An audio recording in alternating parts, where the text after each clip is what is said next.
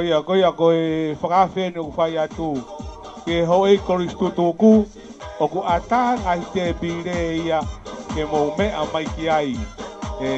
Teu lahi ai ako lolo tonga, mou mea mai o malolo pe te pire. Kai taimi katau o kei whakahoko pe, ngahi whamiri, ai whakakato ai ofa koia, ngahi hoa ilo oi ahoni. Malo. Hei kai ke rie kita hakoristu tuku. Pe kokoe pe ku ke ewa mai ki he mara apia kolotoloto hauki nima. He ahoni o kue ma o koe ke afe mai. Ki he ofa koe ni ko teu. Pe kohono whakamatala upe he. Koe ma upe family he nau teu. Ata te bire ia. I mea tuko tari ke tau whenga pa ngata o lunga mo mea koe no whai. Malo.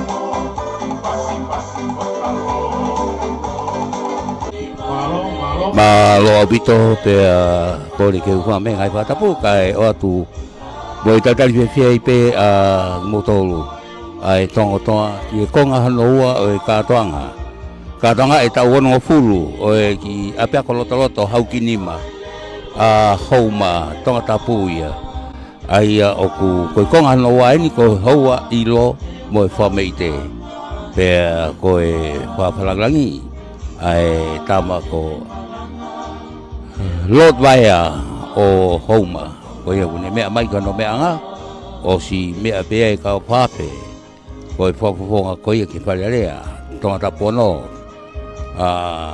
Honorable Tulsi Tei, pea mō kinau tole kau whai ako tutuku, kau pule ako, pe foki, ia kinau tole ko ia, ku nau ihe, te pire ko ia i e whare tolo ko ia ki tawaka i fo o e whare tolo apia ko koni whare ako koni apia ko haukinima ako loroto a homa pea i he tawaki ki lewa koe ki hahake koe ngai teniti a fitu lere kātona lere hanga tonu kātoa pe Lord Vaya pea mo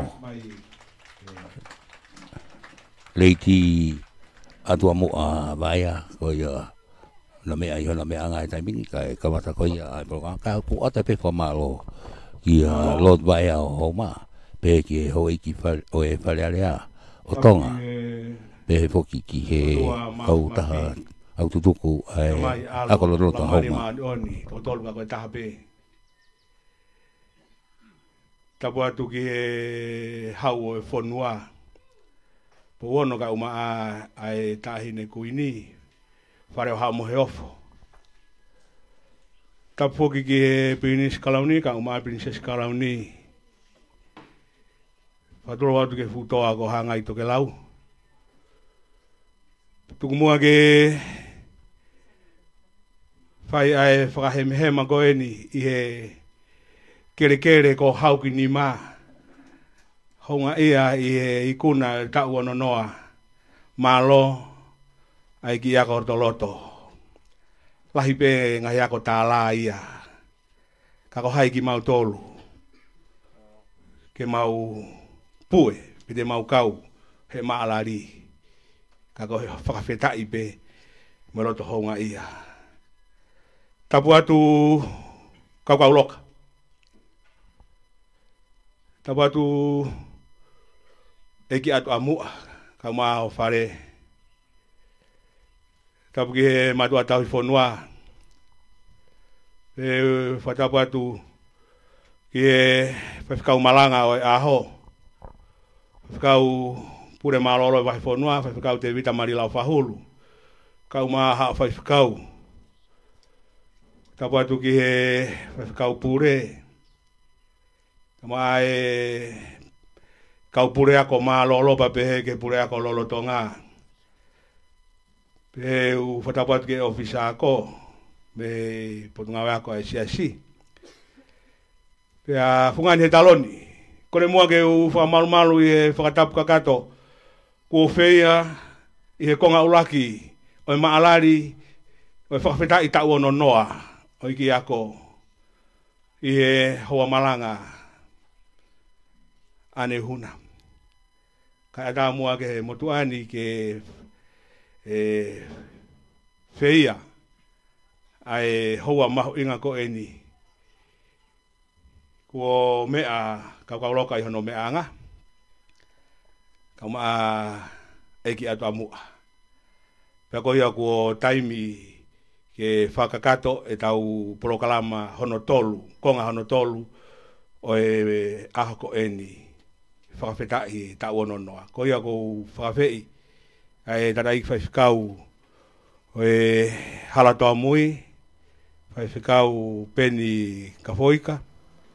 Kene tataki tau tolu i a lotu. Parau toki hoko atu. Malo apito. Kita lotu.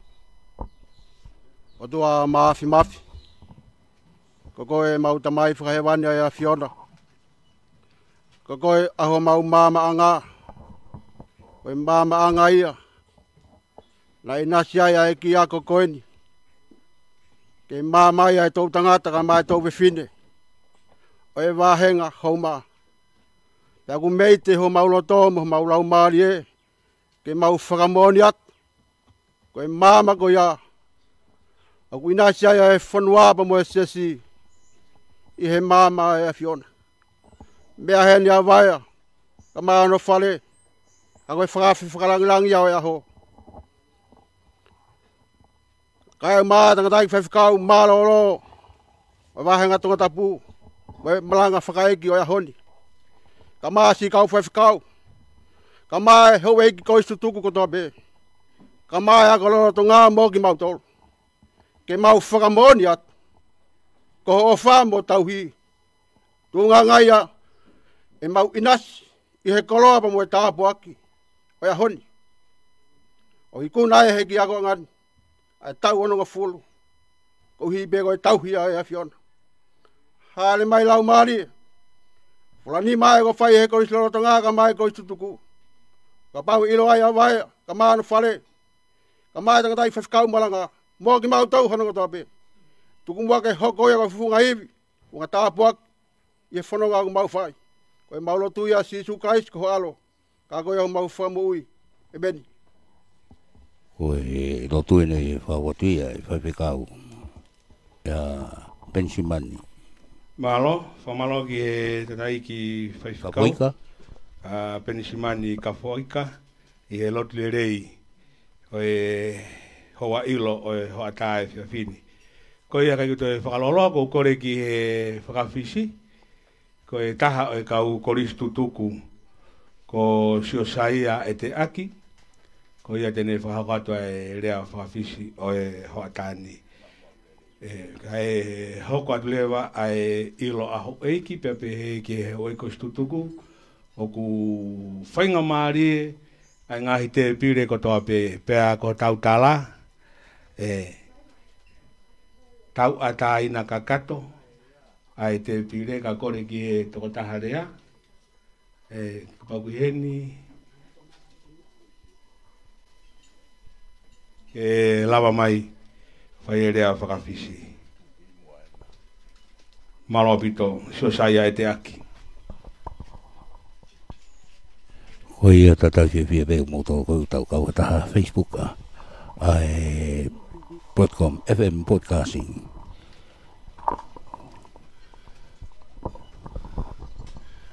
Pula vinaka. Pula vinaka.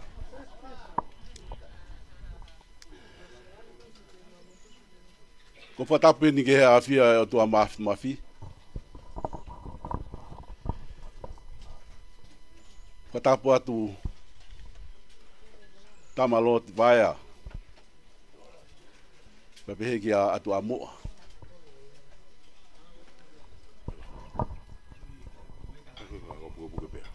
Whatapu atu fungani mei taloni. Papehe ki e haamata apure. Atu foke ku whatapu heni. Ke whaiwhikau malanga. Whakamanatu e tau o noa. E ki apiako koe ni utau ofa ai. Tei tafu, marila o whahulu. Whatapu atu ki he whaikau pure e wāhenga. Na pehe ki he kau whaiwhikau ko toa pē, mō mea i he pangai koe ni. Ko hui koe koloa o e aho koe ni, ra mohono ngahi whatongia. Pet whoke ku whatapu heni. Kau whawhonga pia me he ofise Palestine ako. Whatapu ki heni ki he whawhonga wharearea o tonga tapu ono. Ni mea heni. Ke kau whataha pia mo e apia koni i he whakawhetai pia mo e fia o e aho koe ni ai mahu inga e whanonga mai ai ki ako koe ni o ne lawa iai ono tau ono ngā fulu mālo whanonga aku whai. Ma pehe whoki ke he kau kanti teiti o unau pore ki he whatongia koe ni. Whatapu atu. Poko whatapu atu heni ki he singahi fofonga ko toa pē. O e kau korisi tutuku. Holo mua. Mo e kau muiaki. Mo e whatawange pē ki he iwi mālohe o tua mafi. Toka mai ha merino pia moha hoi fua pia mei loto i tāniti.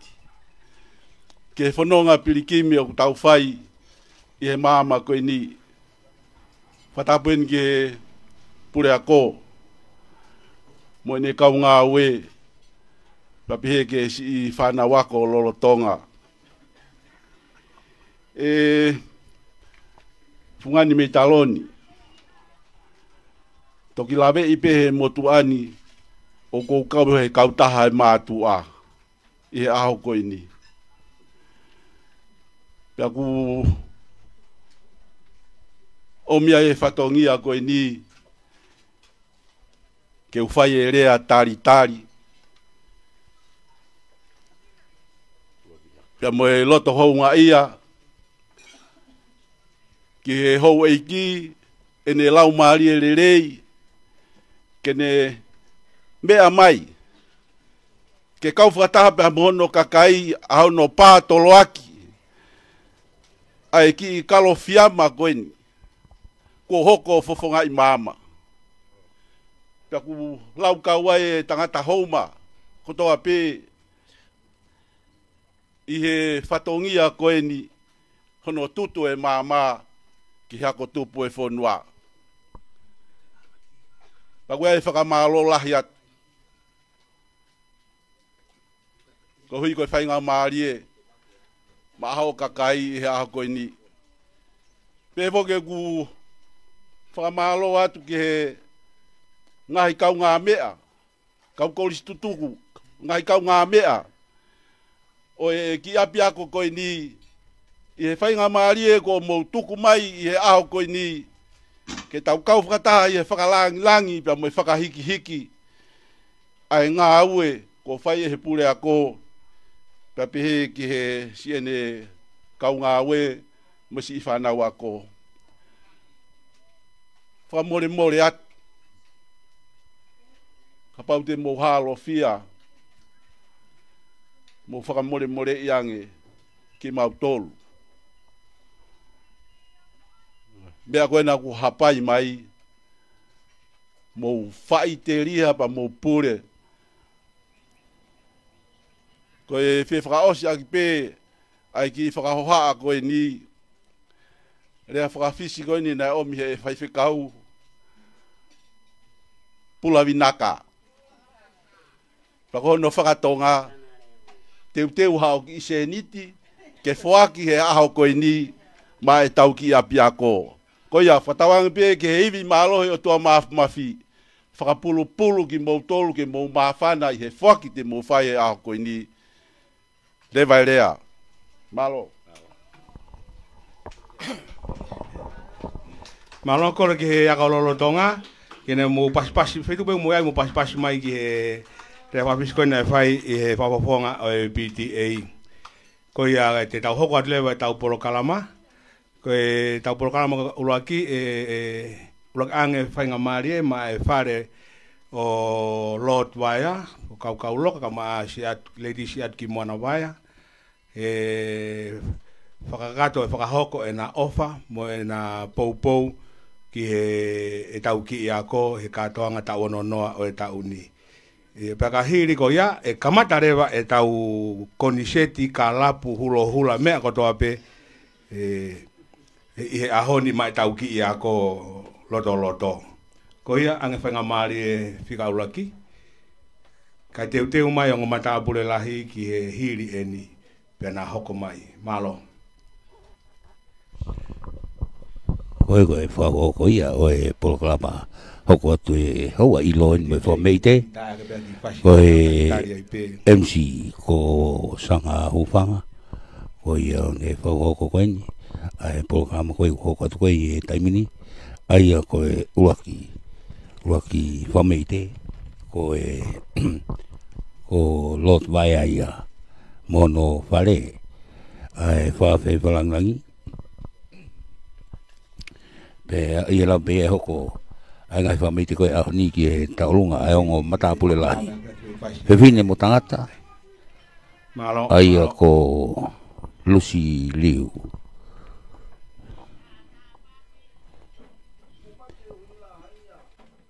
pe voki ki he matapule lahi tangata ko David Puno ko ongo matapule lahi ia koe taurunga hoko ia i he talung whaaba ai whawhi whalangangi. Wa mai a eki ato amu ai whare haa ki riwaya mo e ofa ko eni ko e whaata kia ai katoanga o e whamanatu e tau ono noa. Kata ki pea mo tolong bela maafana watoka ngai ange ho teunga kuke fotu mai aki aku bahu inga apito ke whakamata apure peho teunga iyo malo apito toa koma aku koe whakamau matangini kuangi taulua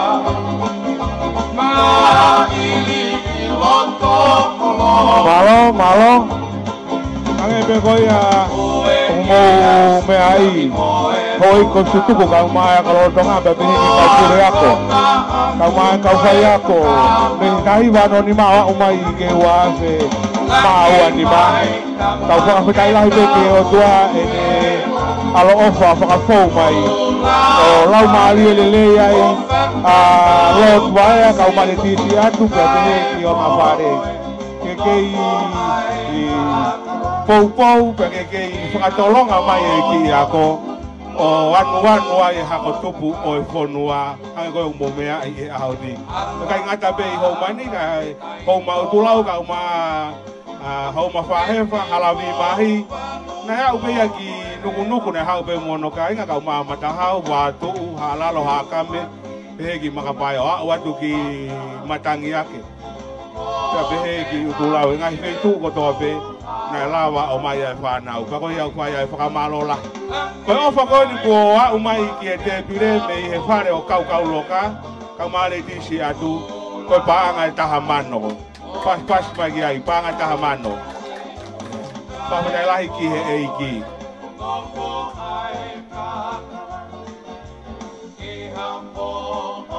Koia tai ta tau pe o ka tu pe ho mo ilo mama ri pe ka tai mi pe ka ho ko e tau ngahi faiva fai nga mari re wa ke mo ka pare ko te foki mo haki se ni ti na ke te te u ke ha mo ia malo kore atu ki ha lo tonga o are wa te ke hu ki lo to ki te ni ti tai mi pe ta fa aki Teu mai rewa ai ulaki whakame ite o e ahoni ko e o mana pure lahia o e wanoa ua nima ko te vita punou i mata pure lahi tangata te a mo lusi liu i mata pure lahi whewhine malo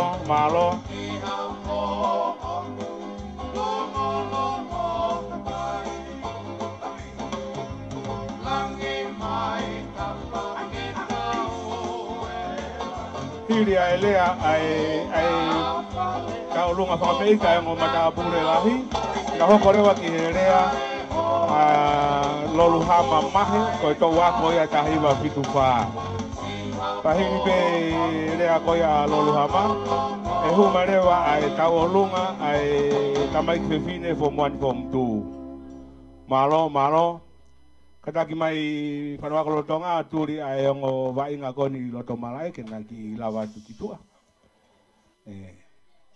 Malo, teu mai hoko mai peka ua te tau. Ki o te pepa malo ki a lotu ai a o homa peke o iki o e wharearea.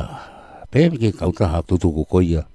Aki apia ko ni hau kini ma ko loto ko homa ai whawhainga maari ei kai lawa ke a watu e Facebook a ki maman fuli pe ka tonga fia o ahoni ko tano ma inga ta foke a ho e ka tonga ko ni ko ya usia e he ki apia ko no ta ono fulu malo pe awa ke mo kala noa maari e ta ho e a ho ia ko Tanau tama ki apia ko pe ai ki mama ko yana kamata pe neulo hangi tamate mate havili pe apa pe kopui alu pe ki mama o ulo lahi au pito o au ke taimini hulungi ai o tonga tanau tama ki apia ko ai pare mia lo tonga taimini ai sake valueke pe fie ki apia ko Aya o nau tō taha ki e tumu ko ia oi pule anga tonga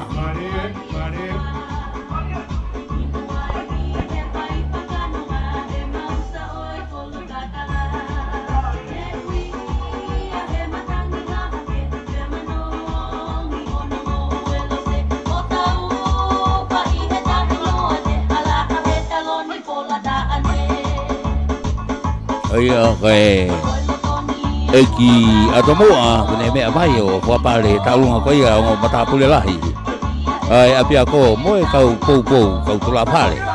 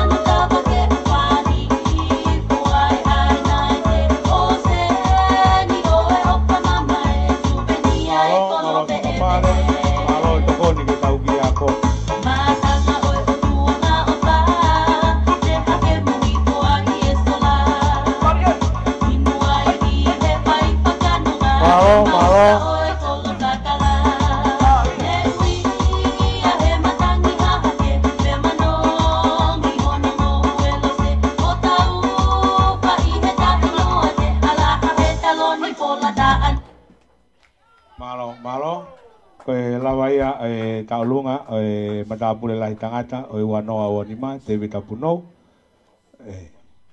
hange be koia na ukore atu ke whakahoko mai mua ai ngai fasi koko kau taolunga ke taimi ke teu ki ai tau tinse tanaki mai ai ofa mau inga apito ki ofa koia ki tau ki tafoka toi pe matapule lahi tangata o tanaki mai ngai ofa ki ni ke mau mari ko ia ku mau mai fasi o matapule lahi fine ko matapule lahi fine ko Lucy Liu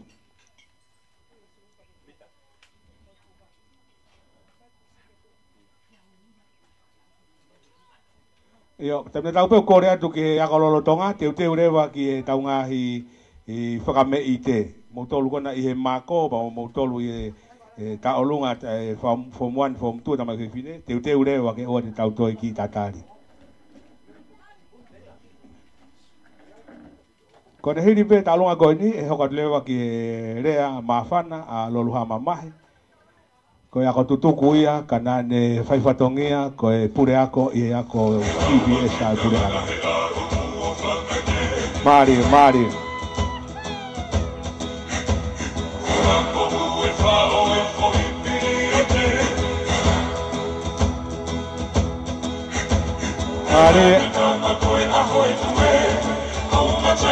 Oa, hau matai kai.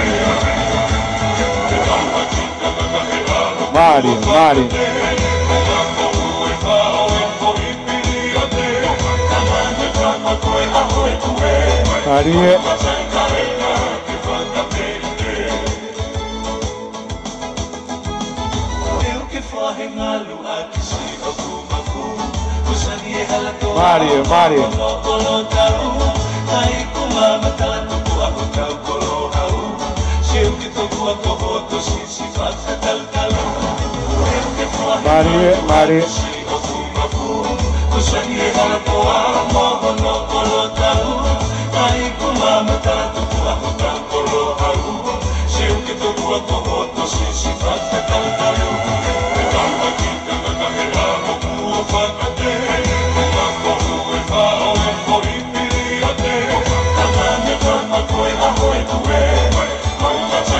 Malo.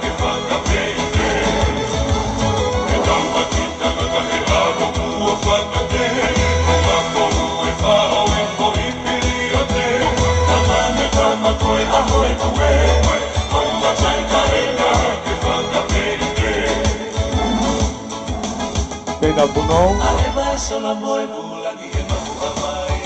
Mari.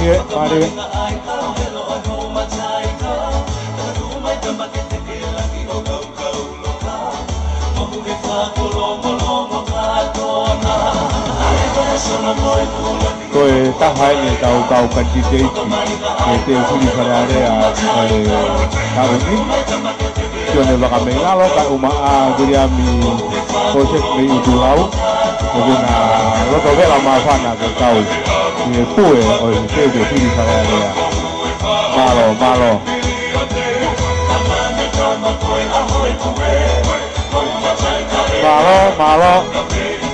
Pasal luka e pada pule lahi vine hau mataika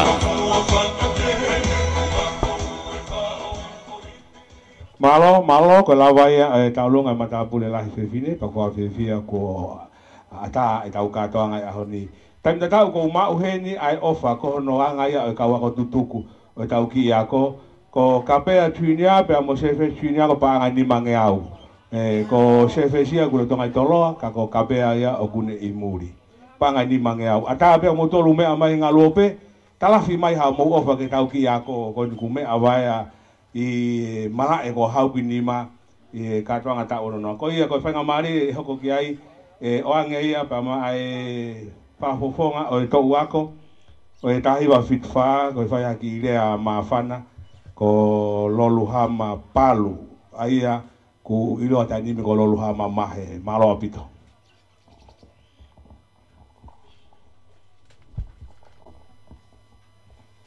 Tulou mo e tala whakatapukakato o e whanua mo e lotu. Kai ata kia te au ke whakahoko atu Aki whatongia rea, koe mawhana pe ai ako tutuku. Lot vaia, kai mai tangata eki, whaiwhikau malolo, whaiwhikau pure o e wāhenga, pea pehefo ki haa whaiwhikau kotoa. Pea moe, kau tauhi whonua, si kakai o houma.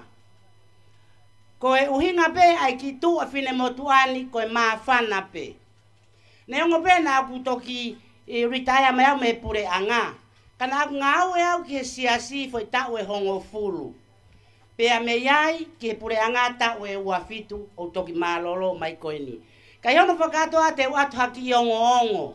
Whekau aki, pea mo e ako tutuku mo ki whenga e ako tutuku na e whakahoko ko ia ko tau onongo fulu.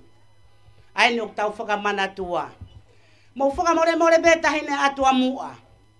Na ko huarela. Ho hingoa i ahoni. Ka ko whakawhita ke eiki. Hena e omi pehe eiki e whakotutu. Na au ke wike kua o si te kai whahanga au e ia. Te kai kia ha whakataha ia e ako tutuku. Ke whiri hano kau maulakanga.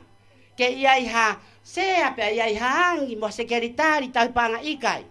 Na e whai me whakataha PTA pia pehe pe e whai e whenga paanga e ako tutuku. Pea i he ene pehe, ne au mai ke he wike kua o si, ne hange pe ka ikai. Tu e whine motu ane reat ke whai whikau pure o wāhenga. Whakarea ki ai. Whewhe, ke uhoko pea au ki tua alotaha ki itikite. Ke tufa, ko huia ke whai ake ai whenga paanga e ako tutuku. Whawhitai ke eiki na tari lelei pea na e whakahoko. Na aku tau mua ura ki pe ke whare o waia, tahine ko atua mua, e ku awe a tohi whakawhe. Whika ua, koe pare mia lolotonga. Whika tolu, koe whakafofonga lolotonga o tonga tapu ono. Osi, pea tufa te kite api kotoa i houma. Pea ulavat ki lakepa haakame. Pea pehefo ki halalo vau tuu. O whakahoko ki i whakaafe ko ia. Pako tui pe ko ke mea i e koe lot vaea, kau maho whare. Pehe ki si siasi o houma, kau maa kakai o whakatoa pe. Ki he ola mo ki pangana mau i he wike kua osi. Ka iono whakatoa o tau lau lava pe. Tau lau lava, tau tone nake ke tau whakotutu, tau tolu ia hamea, tau lau lava pe. Whakawhetai, hena i waka si hova sātai, whiunga mo tau vai. Pure ako kau mai kau whai ako lolotonga. Ko haa haki tokoni te mau whai ha ofai, whai he ako tutukoi ahoni. Ko mau osinga maari e peia. O kuai peia ki tau olunga e toi whakahoko. Ngahi mawhana e ako tutuku. Kore ata hine atua mua. Whakaata mai pe mua ke whakahoko. Neongo kai ke asia he polo kalama. Kai whakahoko pe koe ngahi ofai aku tai amane kina. Toki tō mai peia he ahoni. Pea toki whakatahai katoa. Koe ofa whakakatoa e ako tutuku ofo aki ki he ako lolotonga. O pea e rea mawhana o aho koe ni. Atu pe ki manat meria no. Whakarea he tangata MC koe fituwha. Iyo, na kuhu fituwha. Koe hange koe manatu merie whare pola. Whaahiua na e whariki ake one. Kaua kone mawa matoke toko walungo fulu tupu. Koe manatu merie e whine motuani. Kai ke lawa me, pure lulu kotoa mawonga aue ke kau tiuta. Lua ki wau tuu, lua ki ke wheitu kona nau lava mai meiai. Koe manatu merie e whine motuani. Pea nagai ke pehe ke uhola ke pureanga. Loto tangata e ki a saspalu, pe ko kula i mohu e wha, ke alu ngā ue mai siasi. Koia, ne tari pea ufuaki a tau e hongufulu mai siasi. Pea ne toki malolo, pea toki hoko rewa, hola i pe ke pureanga. Ka kou whaftai ke e ki, tala monuat si kau whafofonga ko toa pe kau kantiteiti, mo ulawa mai e aho koeni, ka nge ko whakarea, tari whia ko i waka e ki, ke ne whaiho tau whakatuuta. Lewa e malanga kau tatau atu. Malo ki a loluhama palu mahe, i e rea mawhana mo e manat merie. Ko ia e whahau pe ola koeni e ngota olunga koeni, ka teuteu mai rewa, ai tau olunga, ai tamatu fine, form 1 mo form 2. Ko e ola ene o hui tau olunga e ngo matapure lahi tangata, ko te vita puno, whiunga mo panga tahawhe, uangea o nonoa. Taha ua o nonoa. Mata pure lai te pine ko lusiriu pe ngai mo paanga fa ngea tolu fa pedai ofa ko ya ko te mai rewa fe ma upe ke ho mai e tau ka fa me ite e ko va ve pe tai mi ko ya ko ya ke te pire ko ni e tava ki to he ma mo ma ulele pe e kai finga ke tata na ke tau se ni tike lahi i e fiafin tama ke fine form 1 form 2 un mai rewa i he va beta ki lotoni ke whakahoko pe hiri ai tama ke fine form 1 form 2 ko rea tu ki he pure ako hono ua o ki ako loto ko e rekotia ko mai he tainimi ko e tokotaha ko pensimani e laona taufa fo haia fa fikau malolo ko kamperi taufa ko hiki mai ko e tau ki ako me apsiasi we sirianana tau malangai anehu ko fofua pure ako ia ko mau ia tala he tainimi fofua pure ako ia he api ko hauki ni ma ko he kere ko eni ko e laona taufa ko ia hiri pe ko eni ai ta olunga ko eni hoko mai rewa motolu kaweinga ka uma ai hoa o pure ako malolo ko kasimea taufa ko ia ko tau fana fine form 1 form 2 hoko atu e tau whakame i te ko haere ki Piritania maari e ka ki taha te unga taha ku ki lan lele yang na motolu ko te unga paanga he ni ku pui he tamai ko ni malo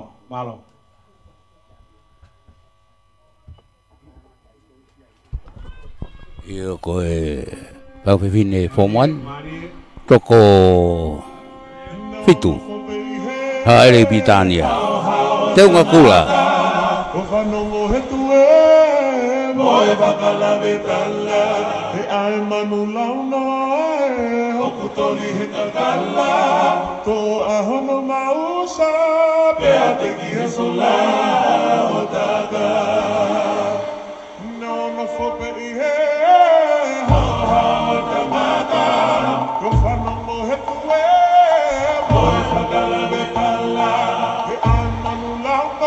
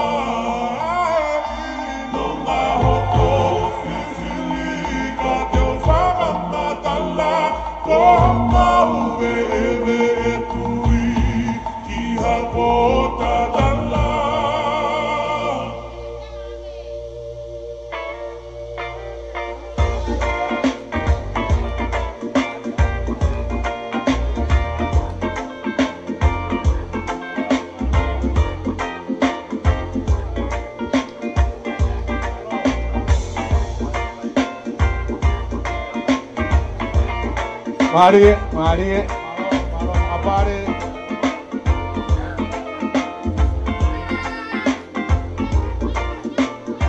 Mari.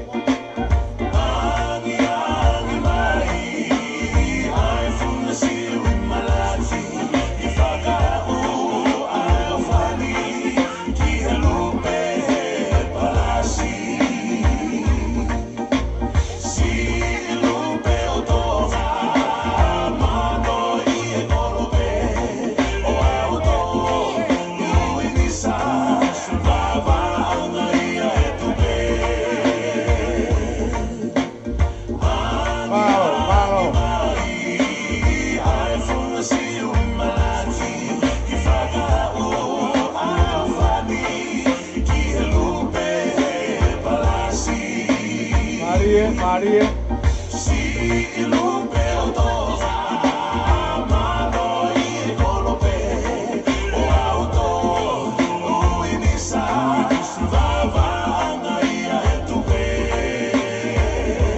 Maro, tadi dia maafan ngai fae, bagai nau hofa, nau fae ke aoni, alo ka wono no ai, nau ke kawai be kai.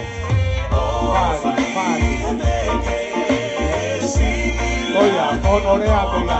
Poaki ke osio se tipo a toi tuki. Mari.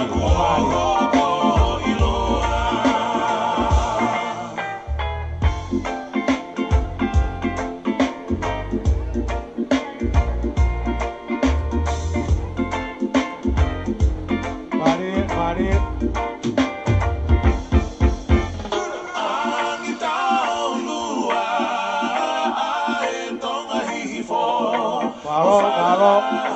Ita mesi o e whaianga e whakauo. Fio I e kakala, ko e tonu aki moi o fo. Menga ngatu I e loto. Malo. I e ta e mangalo.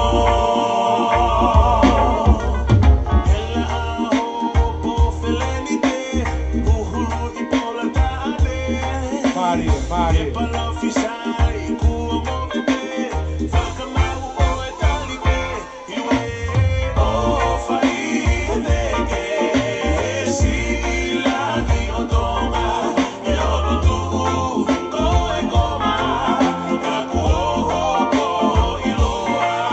Tolu mo to muy mai o mo ngai te pire I ro ke atavea.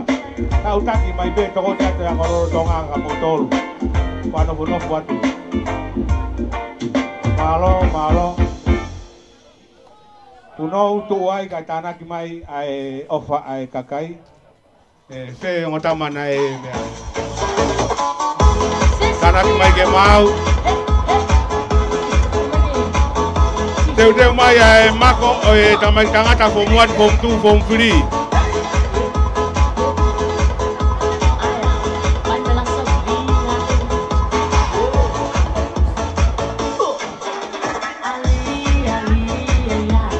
Oia koe whamei hoko, koe familia o e pureako hono ua, o eako toloto, o na iloa pia ko e laona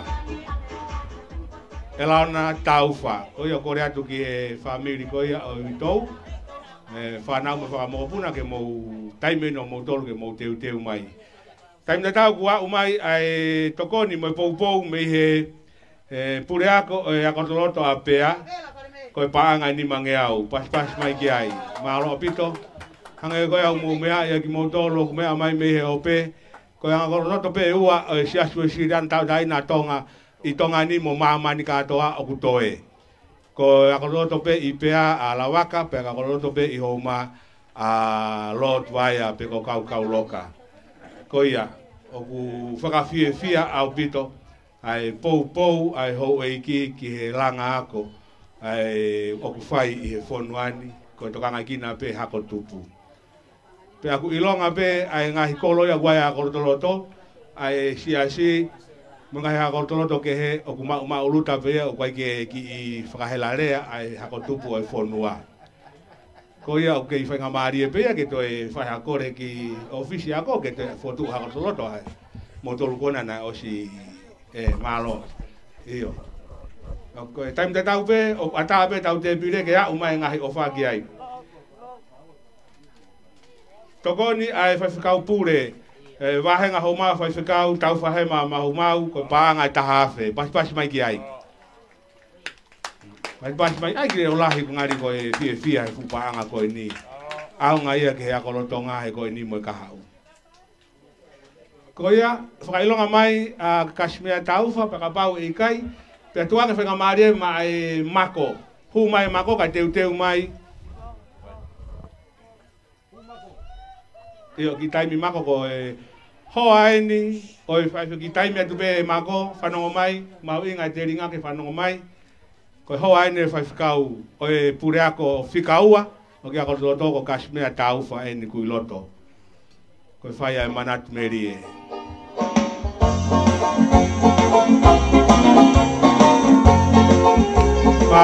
Marie.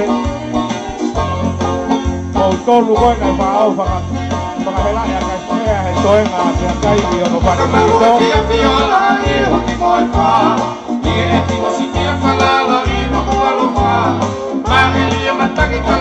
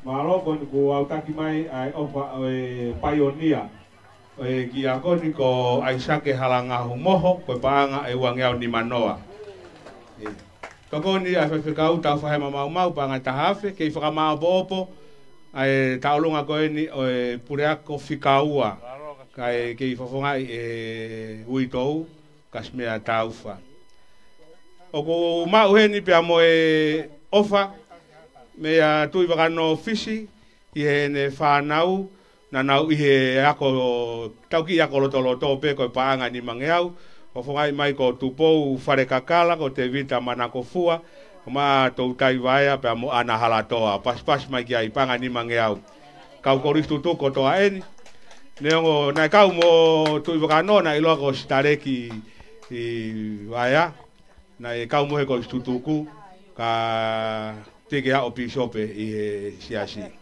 Ia e whahinga ina nau korisi mui o sia on to pisope. Malo.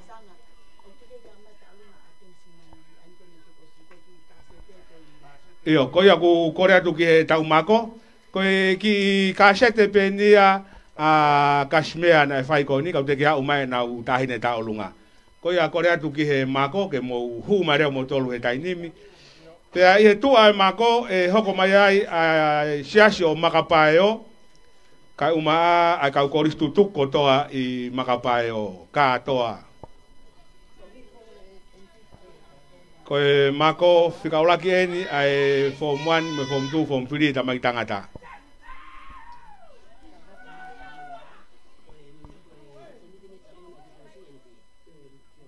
O tata vai na mo wau ki hala.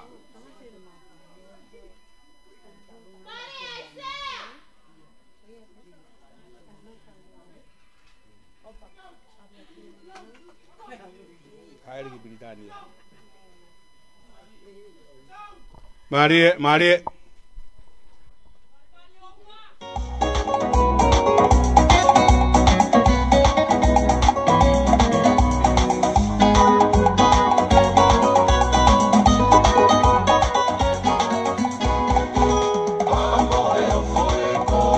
Paro.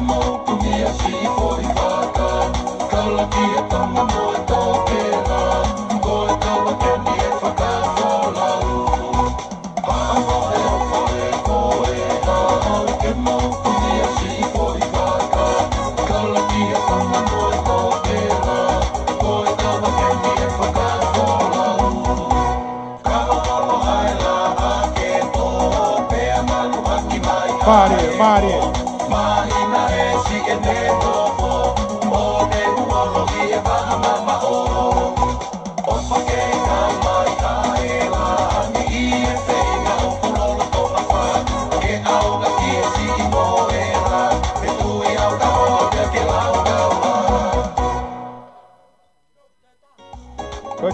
Tôi đá tu về. Forward. Marie.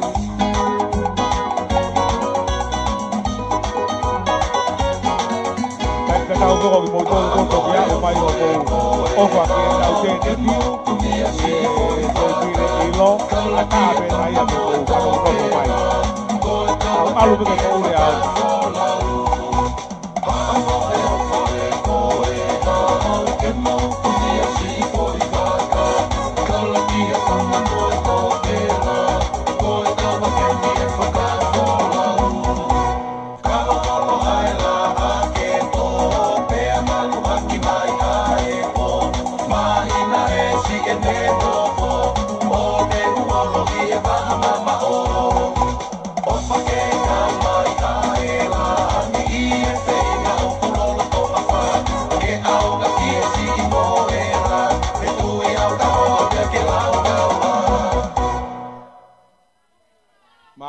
Malo iyo tanaki mai ke mau tu mau peka tanaki mai ke mau kamu vawe ki tu a te tau foki atu rewa ki e tau lunga kakato ia ai pureako honoua ki apea kolotolotoni ko e ui tohu ko kasmea tau whaka umaane whanau mo e whakamoko puna whakahiri peko ia e hoko mai rewa makapaeo iyo tanaki mau Malo, angi whenga maria pa mo e foha o Elauna taufa. Malo. Tulou mo e tala o e kere tupuan. Ai o mi mo a whenga maria mo oku. Ke whakahai ai maafana. Pea mo e whie tuu whakataha. Mo e ki apia konu. Kau loka, hufanga whakatapu. Koe ki whine motua koe nuku tu atu I loto. Koe ki mokopuna, ki tangata eiki koe ia. Ko Elaona. Pensimani Elaona taufa. Pea neongo, na ne whakaosi. I he whunga waka ke. Ka kui kai ngalo. Ai whunga waka. Na kamata me iai. Uhinga tolu. Mau mawhanai mo mau whie pou ai a koen. Ulaki, koe tangata eiki, mo ne whai whatongia na whai heni. Ua, koe tangata koe nuk whakahoha atu, na e tupu hake he kerekeren. Pea ko hono tolu, koe tamasi, pe koe whoha hono ua oe tangata eiki koe ni, kune I he mohenga o mamahi I Aotearoa. Kana nerea mai pe. Ke whai hawhaka manatu e tangata e kini. He kui kai ngalo. Ai whai whatongi a neongo ko nelere mai me fu maka. Huanga ki he puat. Wafu puat tare fusi. Kana ane mate aki. Ai tangata ko kau loka. Pea hoko ai peo ne kere aki. Te mau whaete ki whaka me ite. Pea wai pea ki tek. Ko ki paanga te hafe. Ke whakahounga aki. Mo whakamanato aki sen whai whatongia na whai he kelkere eikin. Tua ofa eiki atu. Malo ki a kawenga taufa. Ko e tekteki a o e taulunga ko ia ko e paanga e tahafe. Taim tatau na iai ko e hango whakaberevela ane nai. O ke mau pe heni ki toki whakakato katoa. Taim tatau ko mau heni e ola o e taulunga e fōmuani. Tamo se fine. Whiunga ia mo paanga e tahafe ma whanoa. Pasi mai ki ai. Mako whika uraki, tamai tangata.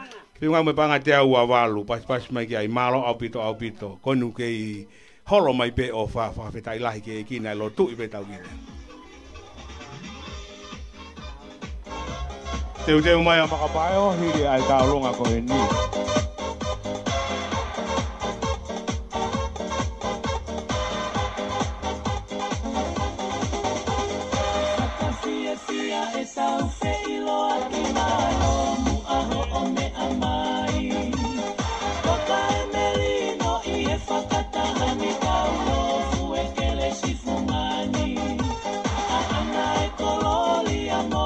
Malo.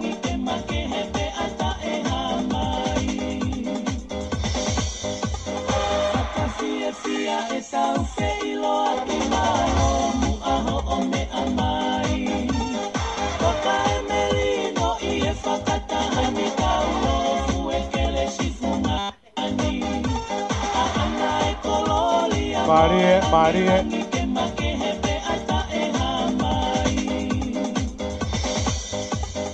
Korea tu ke whanaua ko lolotonga. O ware wa te mutangu tuki e te tine. Ka mo whaka hoko mai e ngāhi whaiwa. E wāwe peta mo kalama e te api. Ka makia ko lolotonga.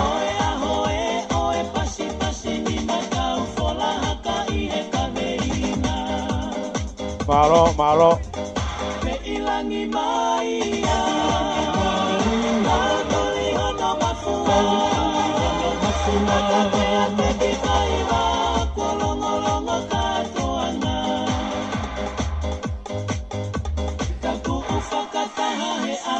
Mari, mari, mari.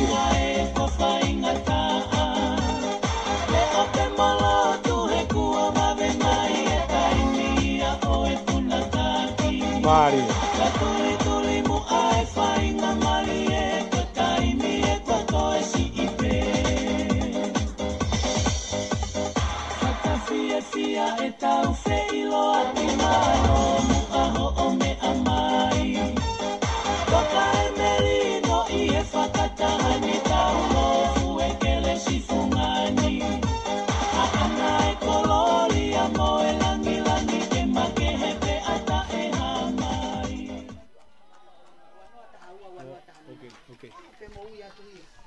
Malo, malo apito, ko e lava lereia ai taulunga ko eni purea ko honou ai ko toloto sa susan ta taina homa e fia fini. Ko e tau hoka leva ke taulunga ai kainga lotu makapayo ka uma ka ko ristutu ko to ape i makapayo. Mo haipe o ku makapayo ko mo taimi eni ke mo hoko mai hiri pe ko ia ai taulunga a makapayo e ange fainga marie pa mai rea mawhana e tō wako e tahiwa fitu noa ko ri tani ha nish. Ko ia makapayo, ko rea tuke holope ho mea lot vaya ko foi koula ine taha ai ki aka loto loto talu e tu e ki aka loto ko na e foi i nga sipot whakako ko foi koula ine. Ai fo hako ine o se tuata o risi ate nuku. Neongu ni atu ki toloa. Makapayo.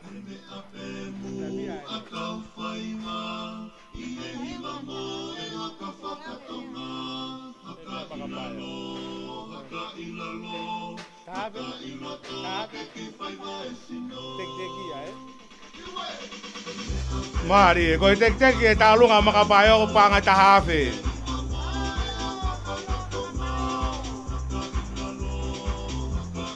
Mari, mari. Kato ai kainga lotu maka koristu tu ko to pe o makapayo a u ka wa ko lolotonga. Ko na talunga ai ni. Mari, mari.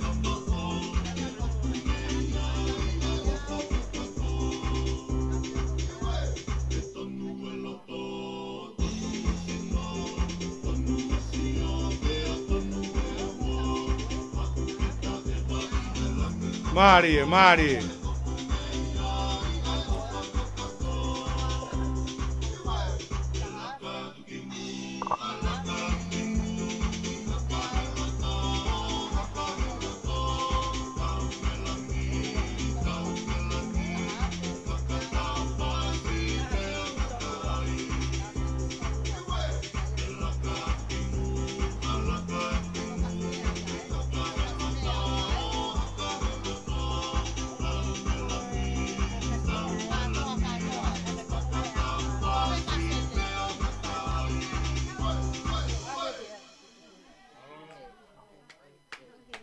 Malo, malo opito, fia, ko tek ke talunga koni ko pangata afe. Kai tanak fama bo mai ai ofa ko na, pure ako ta wa ko toka mua. Malo. Ko e fakakato e talunga o pure ako fikaua, e ako toloto sa susian tau tai na tonga uma. E laona ka ma e witou kas mea tau fa ko panga e tahafe fitunge autolua. Taha fitu tolua, pas mai ki ai. Ko ya ko te tau hoko rewa ki here a mawhana.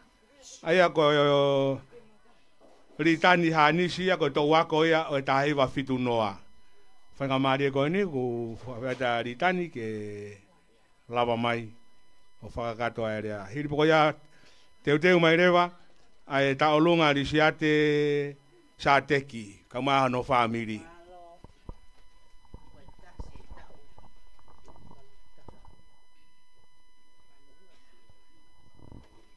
Whatulo uat pa moe talamalu e whanua. Tuwe moa ka lūke o mak whanga maarie. Ke pangai o e kerekere o siasi.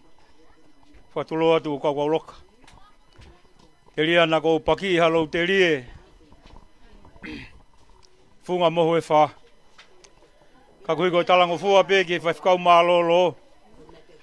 Neongo nai tuk whatu pake e pea ne fiafi. Paku te kau he lau, paku te kau, e whailonga i o aha mahu inga koe. Pea te ria, na ko ngutapurea hawhangani, ko hui ko ikpare mia o tonga. Ka nea ngoi hai kai tuku e wakaka e whai haka kau, e whai pea talango fua. E ki kere kere na e whai aia e tanu pou. Pea whai aia e kahaasi, o esi mama, oi whatongi a, whai moia whoki ke kerea maka, whai a kai tauhio i ngā ue. Pea kou tui koe ahoni ko aha whaistoria, ke ka inga o, tui wano, ka māpurei ku, ke iai ha taha ke whawhawhangai. Neongo na mau i heni, na e toko lahi au pite mau kau hao koe mi wāo tu u. Koe ki whare tonga, pea koe whari ki koe pata pe. Taimi peo ku toka ngai a palakana, ka mai palakana ke mau alu hos, ki whunga mohu e wha, tā pata mai ke whariki aki. Ai whare, ke mau whakoutu ai he ako ku whai. Pea neongo na e whai e ako ia, ka lū, na e kakai la lahi au pito ia. Tau te whito ke whanua koe ni ko la kepa. Kau whine la lahi, toi e wawe, pia toi maa lahi. Ka pau nai tonu pe ku la kake umari pe au ki la kepa nai sai. Ka neongo ia, ako e whie a honi, mau pe kau loka ho ka inga ko hiko whangatua whawhine oku. Nai kake nau loto nau tolu ke uewa ki la kepa, he koe uhi, ko hiko whie tapu aki. Kana mau kore pe ka kau loka, ke whakaata e whainga maarie, ke whakakato mau whenga ako mau whai. Pea neongo na mau kau mau tuhe kau ta iloa. Ka koe a honi, mo ni pe tala noa e puna ke, o puri a mui he ofa ai otua. Mo tua o whawa a, ko iau se tuata lahi, he ka inga i wātu u. Ka whai whatongi a ia, whia, ko ia koe, whakawa e nai whai, e kere o kau loka. Pea neongo mau mo vete, kau kei manongi pe, ai ki kere nai whai ai namo ai, ki mau tolu. Pea neongo na mau hoko atu ke korisko tupou. Ka nai whai pe manatu merie, ke whunga moe wha, he api, ko hauki ni hange ko ia haoni. Ka ko ia whawhonga te whakamalo lai, ai manatu merie ko whai, ke motua ko eni mei muri ko ni hange ko historia ko whakolo aki whawhikau malolo, hoko koe whaifkau ia, he pot whanua ko nei ai. Kana e kau ai tangata eki uri ko ni he tāla lahi koti mautolo. Pana mau ori mautolo na mau lere mautolo ki wātu, kako si kau lake pa, tā pe mo tangutu holope o tangi holope heni. Ko hui pe ko nau pau u. Ko ki tahine ko ana, ko e pau u atu koe ka ki whakaange ange. Maa lopa mo lo tu ke takai whala whai whekau, ke maua moi. Ono whakatu au o whatu ki mautolo ko tawa pe kau kostu tuk. Whamalo atu ke kainga hauma, e whita lahi kua whai hea honi, pe kai te aki, taitari kua whai kati mautolu, mau lava mai, mautoi nasi, te pilepa i kainga tai, tō e whao e mau umire mila ke mau mo talanoa ki wātu. Whakatoa o whalahiat kati mautolu, malo ki te mawhakamari. Malo, pasi mai ki tō wako e tahi wa whitnoa, pe au tau tui e hao peko i ngako mire mila whokat moia. Malo tau hoka turewa ki he tau lunga hoko, ko e whameite ko risiate, ko e taksieni o e tau pe? Iyo, ko risiate ka kuheni pe hono hoa o whawhonga mo e whanau mo me. te mai rewa e taulunga ko ia. Pea i he tua ko e taulunga arisi ate, hoko atu kia ki to uako o e wanoa ua taha ke wanoa ua nima. Whako mai rewa mo fasi, ko e taksi a e tahi wa walu wha arisi ate sa teki. Ko e uhiki eni ko e teni whakahoko atu whakameite o e hoa tāni. Hiria hoko ke to uako wanoa taha ua, wanoa taha nima. Teu mai, malo.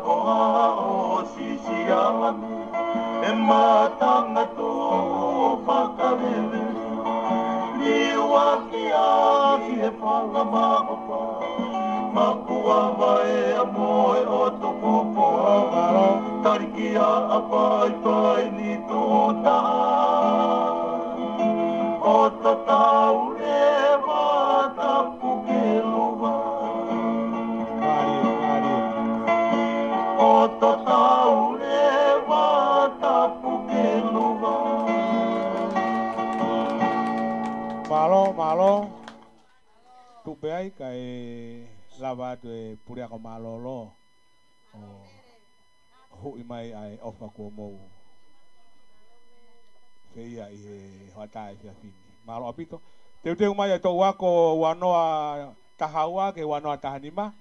Pa i to wako wanoa tahawa ke wanoa tahanima ko mako fika wa ia. Ke me ape mua. O si whako mai mo ngai fasi ke DJ. Taim te tau ku ma uheni ko e whakakatoa taulunga ko ia e laona mo kasimea tahafe fitunge au tolua. Whakakatoa ofa e kai ngalotu makapai o me kau koistu tuku me kau koistu lorotonga me korosi kahau panga tahafe uange au tolu fitu. Ma uheni mo ofa ki matapure ko luto viko lavaka ko matapure lahia tamang tangata ua noa ua tolu ko panga te au. Ko tokoni a ritani hasini pa hanisi paanga e ni mange au. Tokoni a whaifekau sione koloti ko pure ako ia tau ki ako. Kakune i wawau ko panga taha awhena umai hoa o mai. Iyo ko whai ako i he korisko si atou tai, kata kwa mwemwe te whakatonton na tupe. Sione koloti ko whai ako i korisko si atou tai. Ko ia ko tau ako ene wanoa tahawa ke wanoa tahanima ko nau tolu eni. Na toi whai ako pe foki mo e tau ako ko eni i heni. Pea toki alu ke pure anga ko saya se niti e pure anga. Malo. Ko ia DJ ta i mai rewa ha fasi. kai teu mai mako fikawa.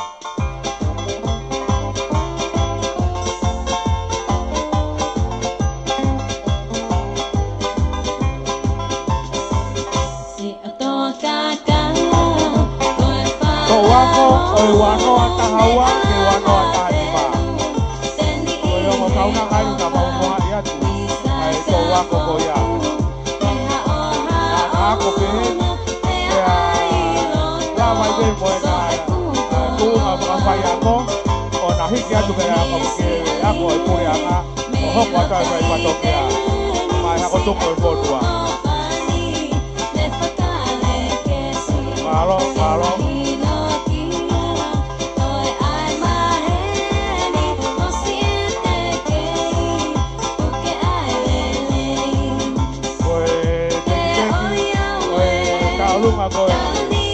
Wano atahawa, wano atahima ba ataham. Malo. Pamita.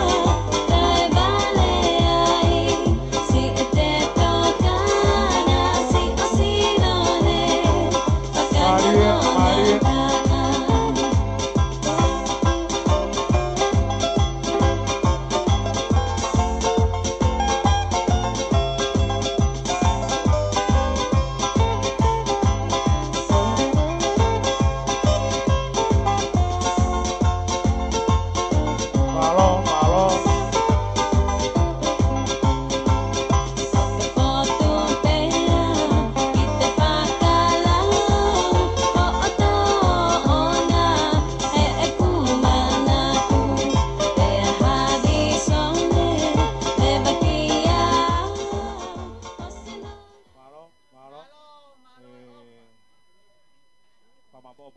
Ngai ofa malo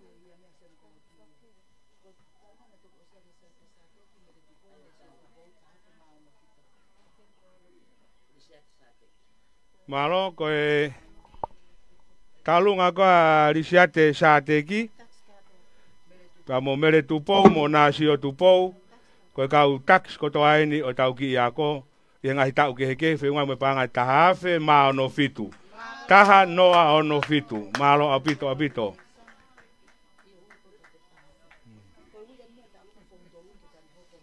Io o se mako fikaua teu mai talunga fo mtolu tama se fine mako fikaua o taimi ke mo i he tapa ite ni tika mo huma rewa kiloto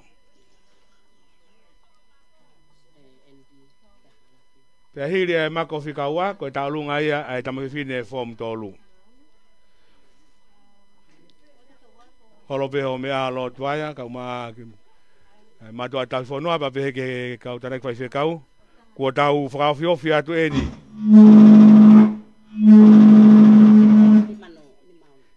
ko tau frafio fia tu eni ki frau singa o tau katoanga o fia fini pe fra more pe motu atu ai tau mea rea matunga pe me uhila kwa kia ule mai uhila ki fia fini ko ma ko na fotonga ula he tau se niti ku mau to wako wano tahawa wano tahanima fe ngame panga tahafe ma ni mauno tahano ni mauno io ke to elahi pe uto wako kai malo au pito ofa mako humare ba tani mikiloto konu ku ma umaya ki to wako o wano tahafa me wano tafa ki tahano ai mo na ta olunga hiri pe mako humare mo to dai mi ko ya teu mai ka va pe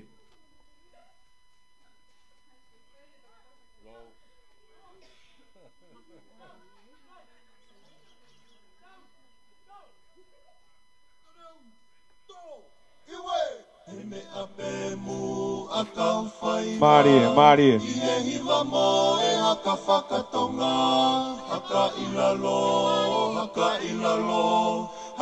Time ta tau be nakikita ya hame ake he tau whanawa ko tonga ko ako whai wa tata be tako ne fotu mai be tem pa osi teu ke sivilahi tohi be he mea ta tohi be he mea ki pilita dia be mo mataki taka mataki be ka whai ko ofisi atu be hanau poini Mari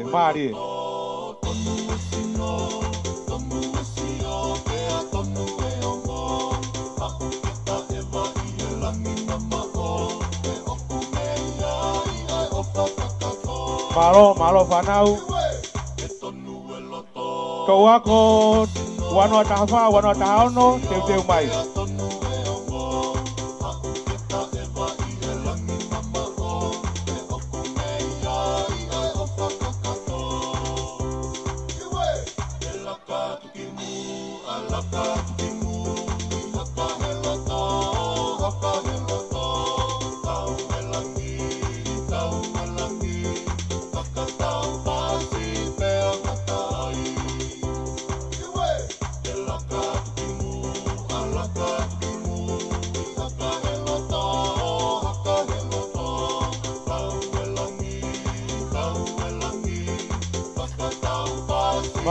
Malo. Tuai, whamawapa mai, pure ako e kintakateni, koe whamawapa mai mua e ngahi ofa koe ni.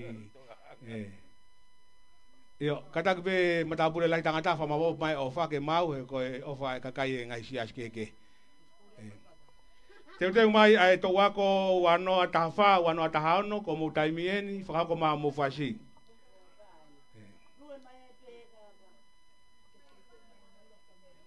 Taim tatau o ko motolu ko mo lawa o mea mai o wakai mai ki he te pire ko eni o ku iheni ai kof lan pulu ko e o wai pe ai ki aikona i olunga he ko e pou ia ai tau whafofonga wharea rea tonga tapu o no ko tulu si tei. Malo.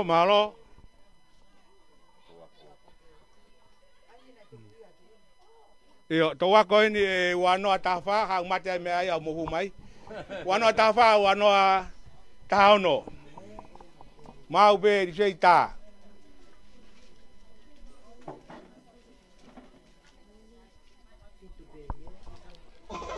Malo. Malo.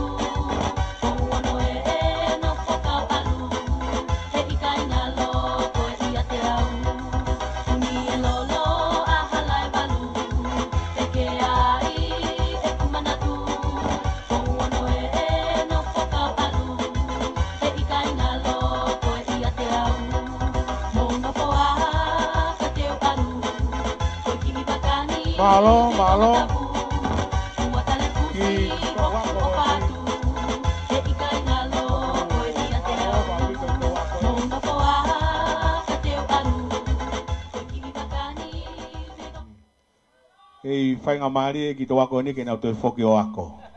Malo au pito. Whama popo mai homo ofa. Ko ia te tau hokat lewa ki he tālunga e whanau whiwhine. O ki ako pia hiria e hu mai rewa ai tālunga whakakatoa ai koristu tuku. Hou eiki koristu tuku toa kamata mei he tahiwa ono ni ma o a umai ki he tauni. Ko tālunga tuku ia mai tau ofa i he ikuna kafa ko fai e ki ako ni no tau ono noa. Pea toki whakakato rewa. O kua ia e rea heni, ka koutu i pe, o ku kai ke lava mai, ko rea mawhana, nai whakahako mai pe. Pea ka pau, o ku kai ke lava mai, angere whakamari e mai koro stutuku, Ko e talunga ko e ni,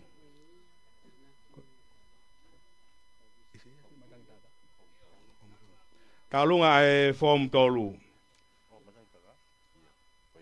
Isa si matangi taka. Malo. Upe, famore, upe o la tofu beka.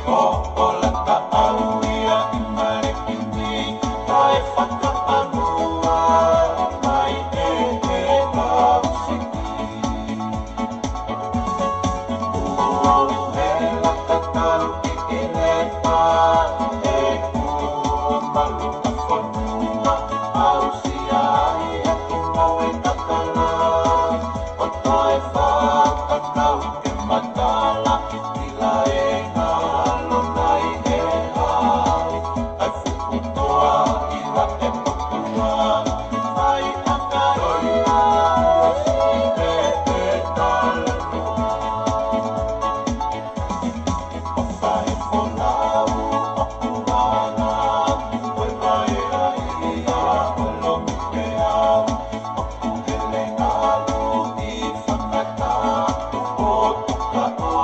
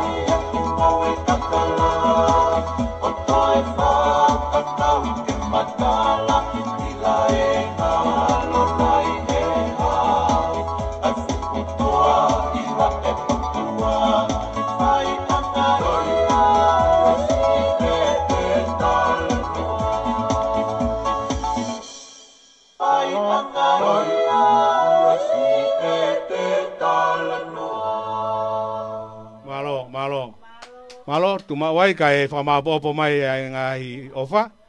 Ko ia ko e whangamari e koni o ange ia pa mai whaiwhekau wheke ila fotofiri ko e pure ako malolo e tau ki ako. Kene ki I me atu. Me manatu me rie pehe taimina I hene ai malo. Pea ko e whaiako tutuku.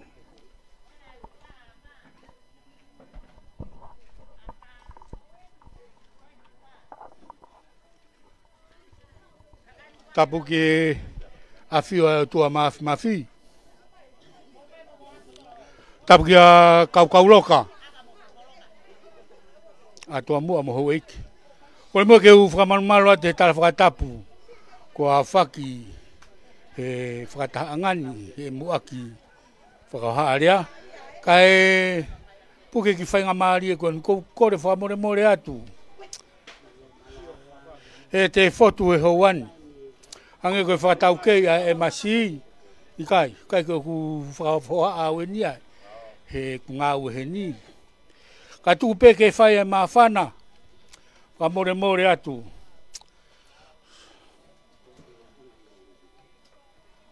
Ilo tatau. E ku hao whakasisi eiki he kātoa ngani.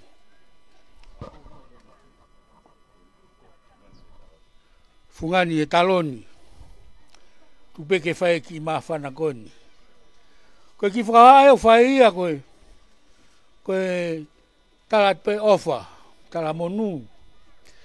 Koe tu pe o rere mai. Whakamore ia koe mea whakaware he anga. Ka koe masiwa.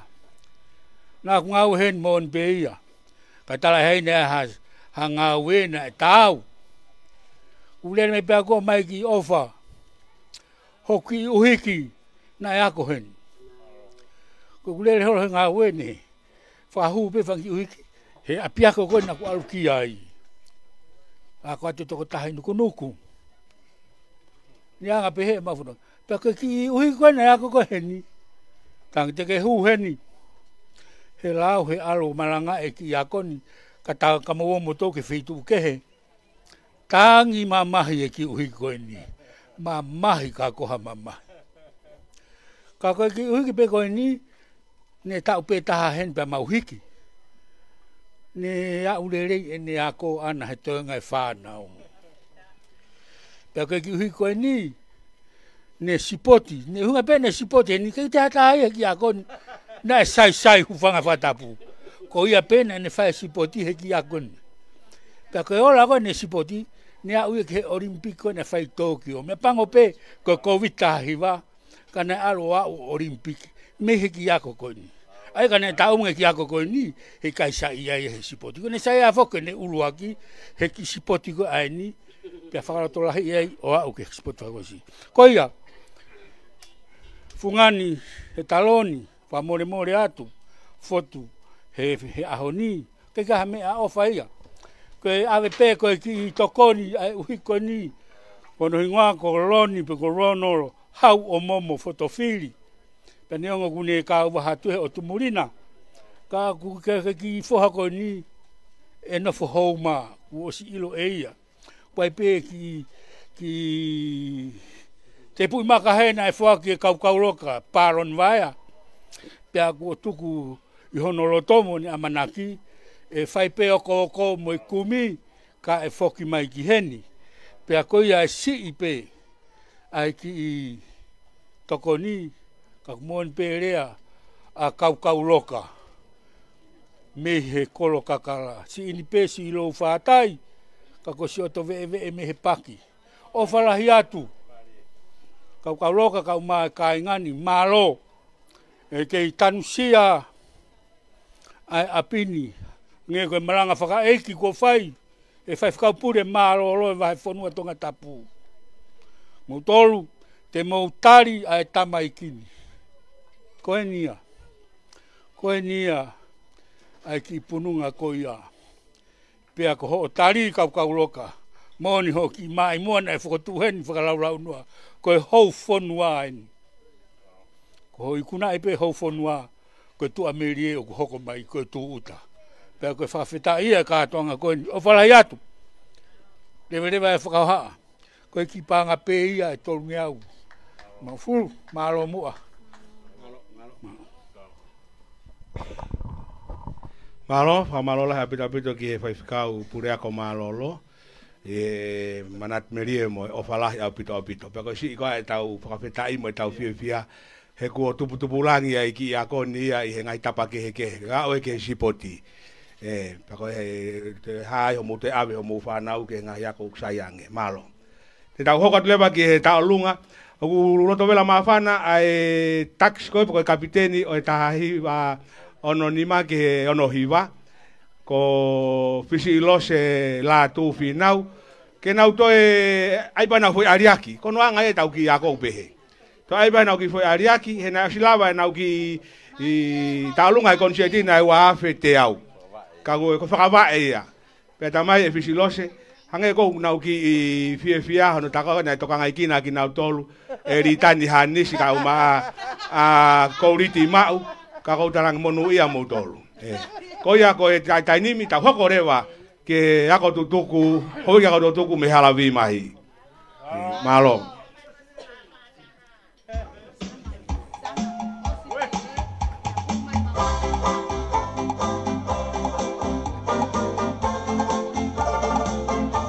ka toa ki mo tolu he ne whakatehina o fisi lose la tu pinau Wawet ke mo lava ko toa mai ki loto ke whakakato e tau lunga ko tau ofa, ko tau manatu meri ki kere o hauki nima ako kere o Lord Waia hai taini malo bungati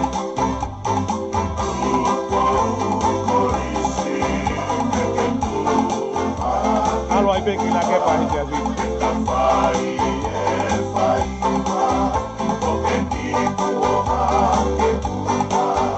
malo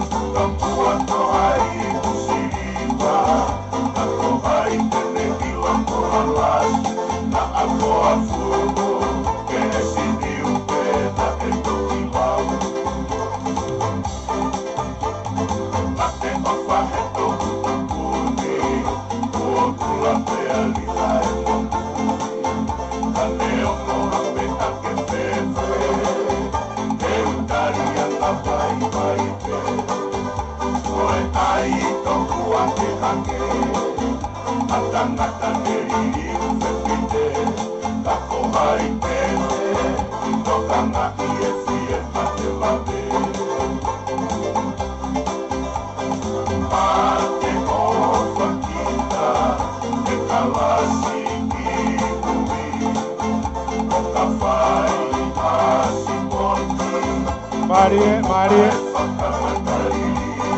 hoi ki ako tutuku me halavi mahi na tolo e kono tonga hapa na utonga meike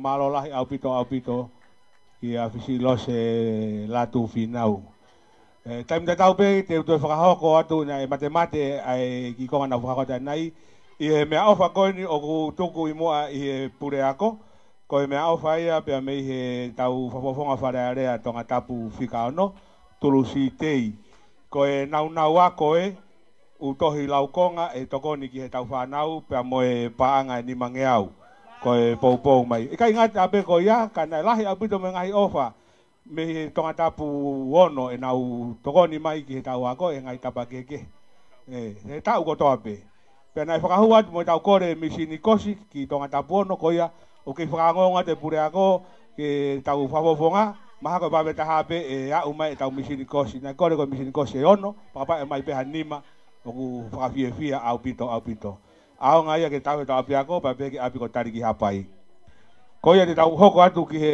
whaiwa hako mai tau ako lolo tonga pe ia. E ko matangi taka ai te tau hoko ki ai pakahiria e hu mai rewa ai tau lunga e koristu tuku whakakatoa ho e koristu tuku whakakatoa me he tahi wano ni ma ke he wanoa ua ni ma. Ko ia mau lele mau mari e pe wa mou lawa mai rewa ki roto.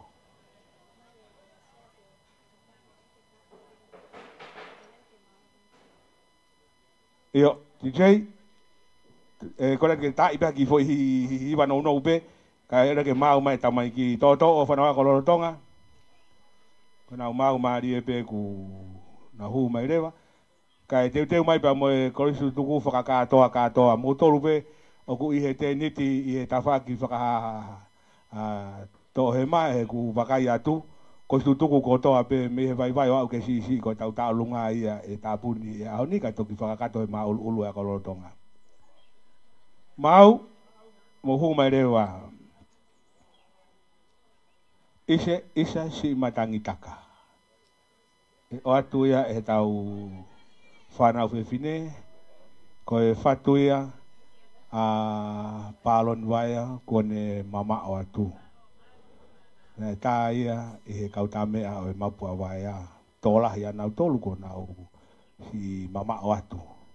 Ka wai be whahinga utoe.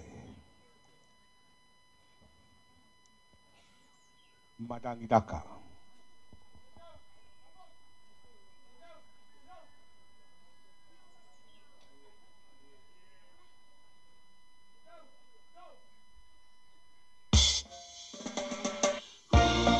Maria.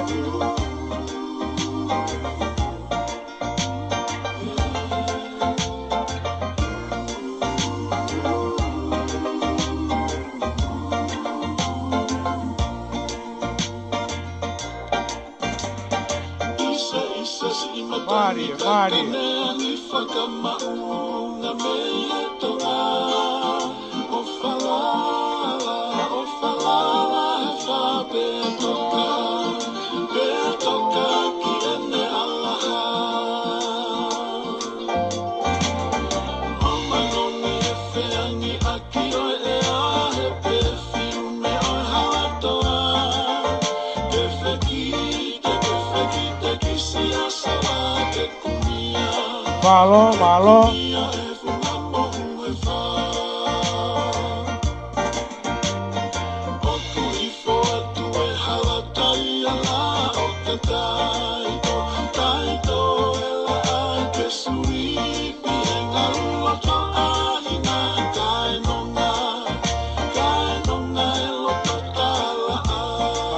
Maria tahu nggak nama iki.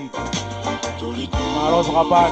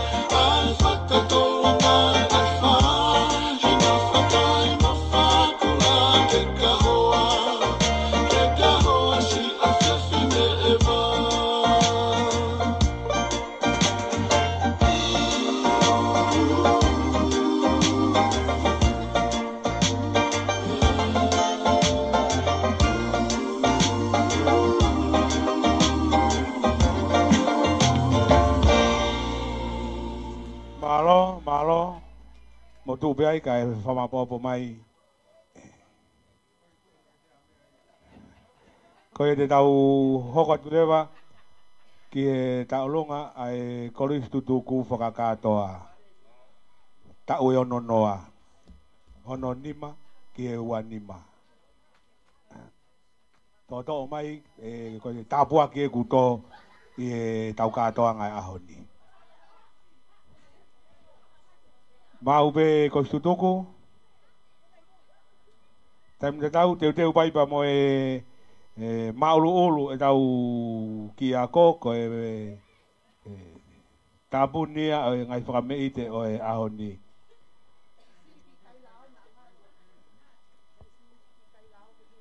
Io, humai kai lao he tainimi, kai lao.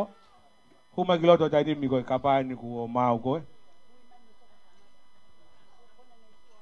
Kore atu ki ha taha tā kapa ke tau kapa i mote mahe, kapau ke iheni pa ke whamorimodo lava mai ke tā e kapa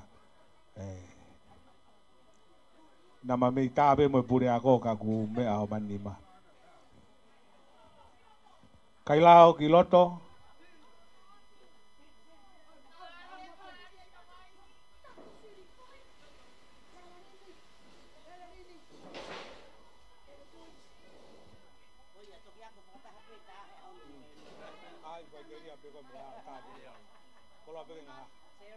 Marie. Marie.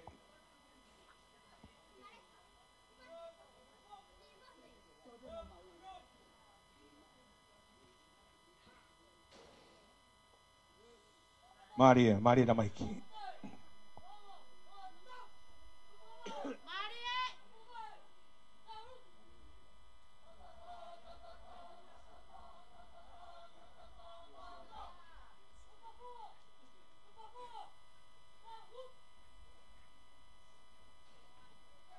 Malo tete tamaiki. Marie.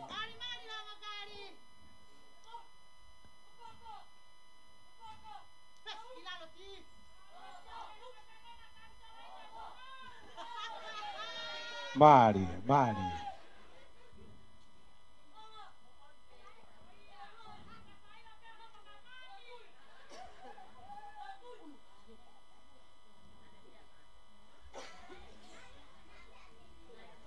Poke pate, o ai ki toi tō.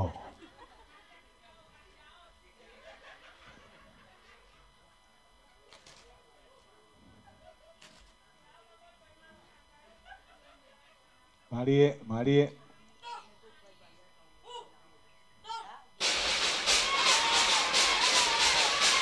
Marie.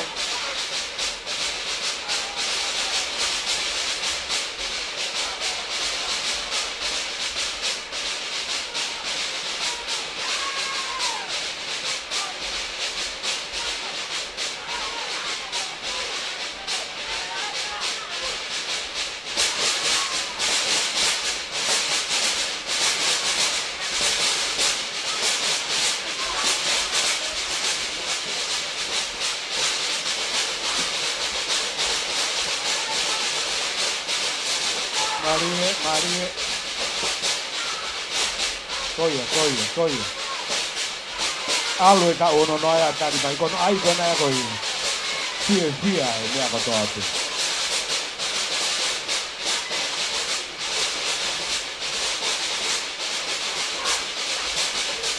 Koe toko ta hai ngane ako e kai lao, ai kui loa ya ko riu kui kuina. Maka apure ia, kau lo.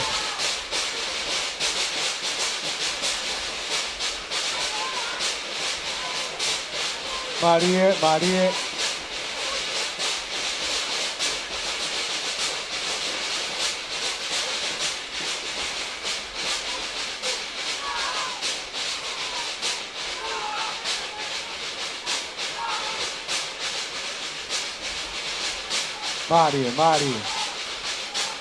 Toia takia te kona koia te tawhaki.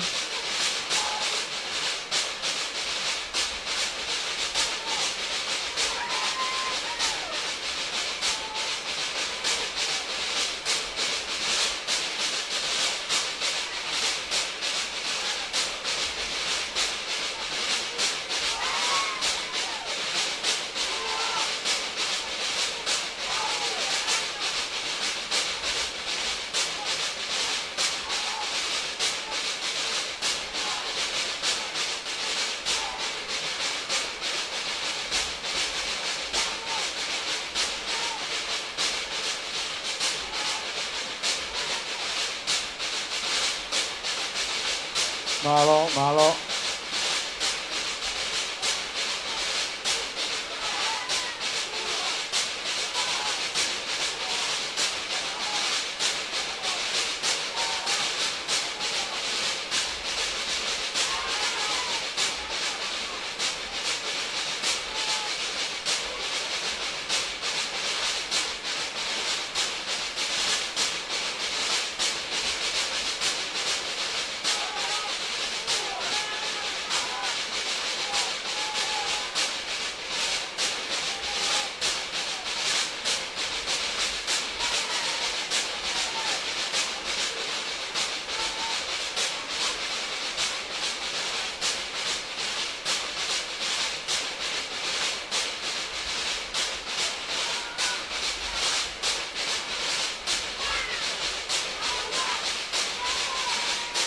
Mari.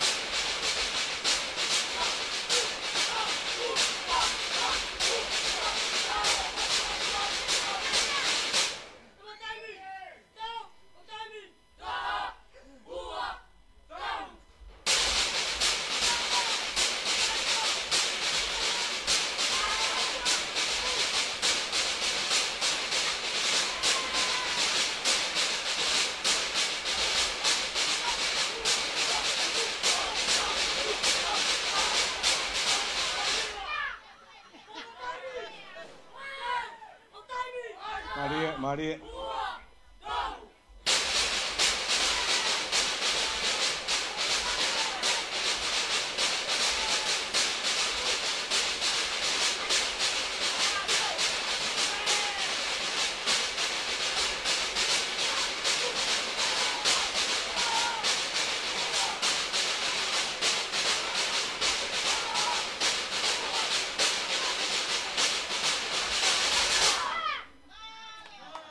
Malo.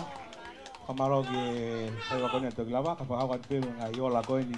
Ko ta lunga ko ai tamai fe fine na fingo pa nga wa nga to noa na ko tonga. Fai vai pe ga tonga fingo pa nga wa fitu. Ko ofa ko ai ko tutuku la ke pa de tana ki mai fingo pa nga wa nga fa noa. Ua fa noa malo opito. Ko ya anga fa nga mari pa mai ko tutuku fa ka toa. Ko wawe pe e tawa o ki ngataanga o e tau katoanga I aoni. Ko e whakakore wa mo whasi ko tutuku. Ka taim tatau teu mai ai ma ulu. Ai tawa ko lolo tonga.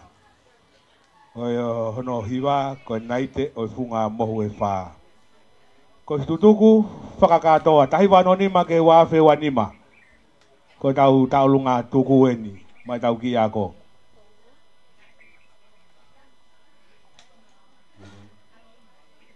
Mau fasi ta koyola kai lao na fiume banga tolu noa malo au pito.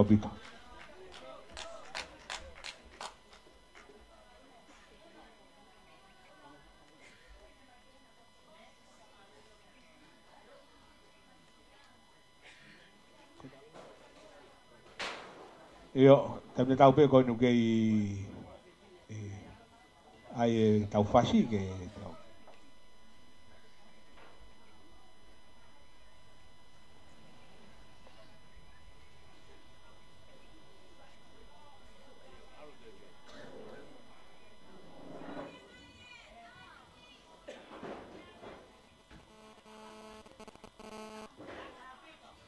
ko tau tahine tau lunga ni kau ko tu be ai fa me te ko ia ai tau ono fulu ko ia o e apia ko loto sa spesiana home ai api ko hau kini ma ke o te be fa malo ki lo vai o home pe ki ho eki o e farea pe mo ka ta tu ko pe ai ki apia ko mari loto ko ia home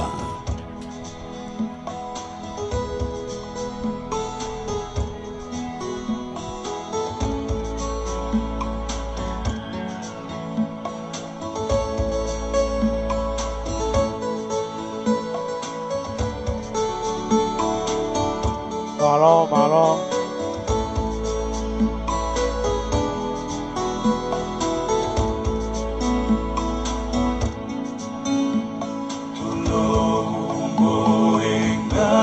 Kakalafu ape Kafaka mauna tuhe Ete talave Marie Kihoto kahoa okufai Aki e pole pole Ilo he tonga kotoa Ilo I he fo I kolote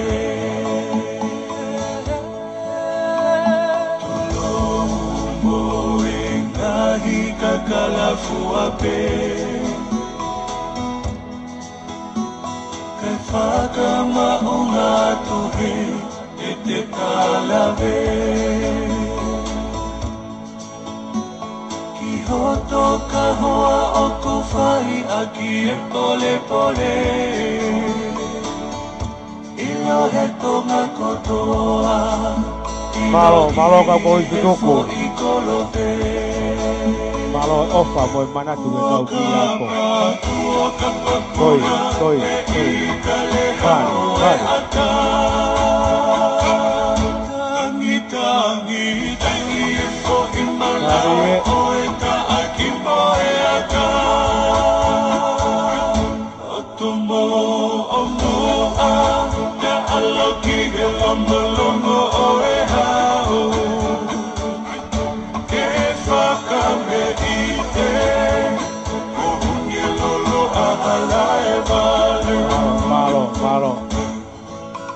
Malo que pure ako ya con lo paupea. Marie. Otoli matala hekakala fika uluaki. Alaha manongi peakala noa huaaki. Otohei lala faka otushia euketalaki. Tuuketao o eva o kamalo e fiafi. Otoli matala he takala fika uluaki. Balong. Manongi peatala noa huaaki. Otohei lala faka otushia neuke. Malo. Koi ako ki whai kamari e koe ni ange ka mai whakofonga koe ni ka koi sutuku a utulau. Ko pota koe ni o ko kau he kau kanti teide te whiri whanarea ko sione reki. Whai bane ki nea ngō koe pai ni mutu e ka ku ofa mai ke tau ki ako. Malo.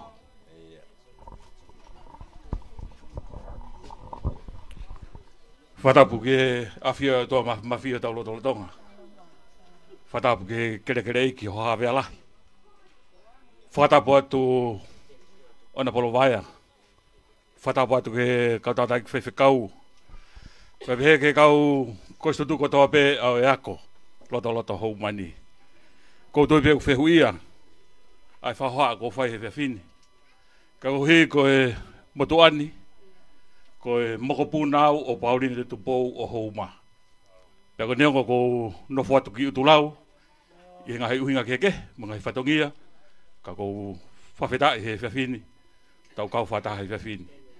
Pea ko huinga e whahoa he whewhini ko hunga ko e tōlahi i he whamiri. Nei rere mai me tulau o ako hiki ako angani. Pea ko huinga e maa whana he whewhini. Ke kau mai mungmutoru. Pea ko ofalahi atu. Kia ona parawaya, ka pehe ke kainga hou malopito. Malo kia sionere ki e whafonga i mai ta koisutuku. Ko e ofani na umai mo sione me ka koisutuku au tulau. Neongo i pai ni mutu e koe paanga e tolu nge au. Pasi mai ki ai. Malo au pito.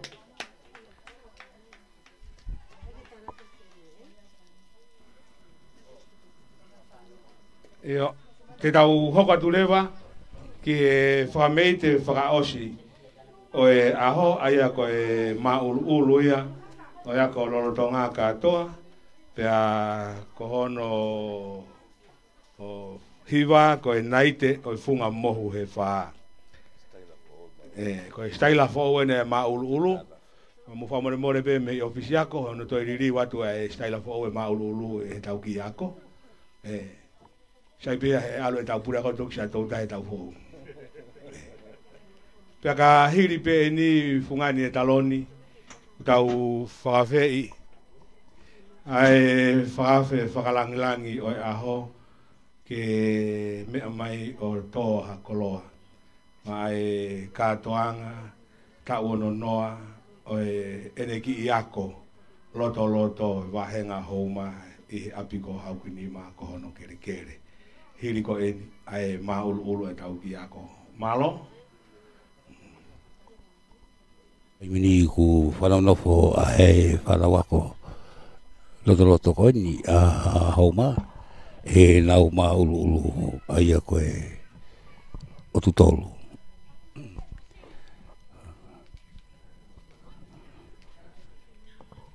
Koe o tua pe koe ki ape a koe ia koe nofo whahinga i he musie whahinga i he sea. Mo e puna ke miono sea mawahe pe ona mo e kau lantua. Mari tamai. Kei o te pe whamalo ki a lo vaea o Houma. Pe ki ho iki o e whalearea tonga. Pea mo e kau taha tutuko koia. Ai ako loto koia Houma. Saswe silana. I he whawhainga maria mea toa ka lawa ke whamfolatu i he letio pe he poki ki he Facebook i he Facebook koia ai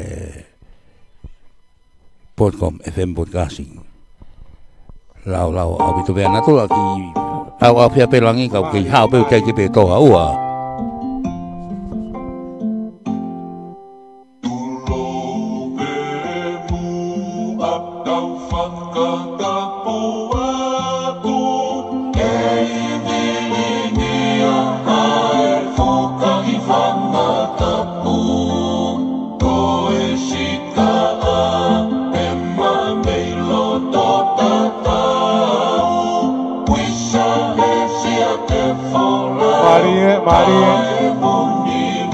Magua ki whakatoto e hena. Koe whakamei te whakaosi e ni. Koe kure ako, ka umaa e ongo whai ako. Ka we mo e taha kau tau whanau. Koe ta waka o lolo tonga. Mari.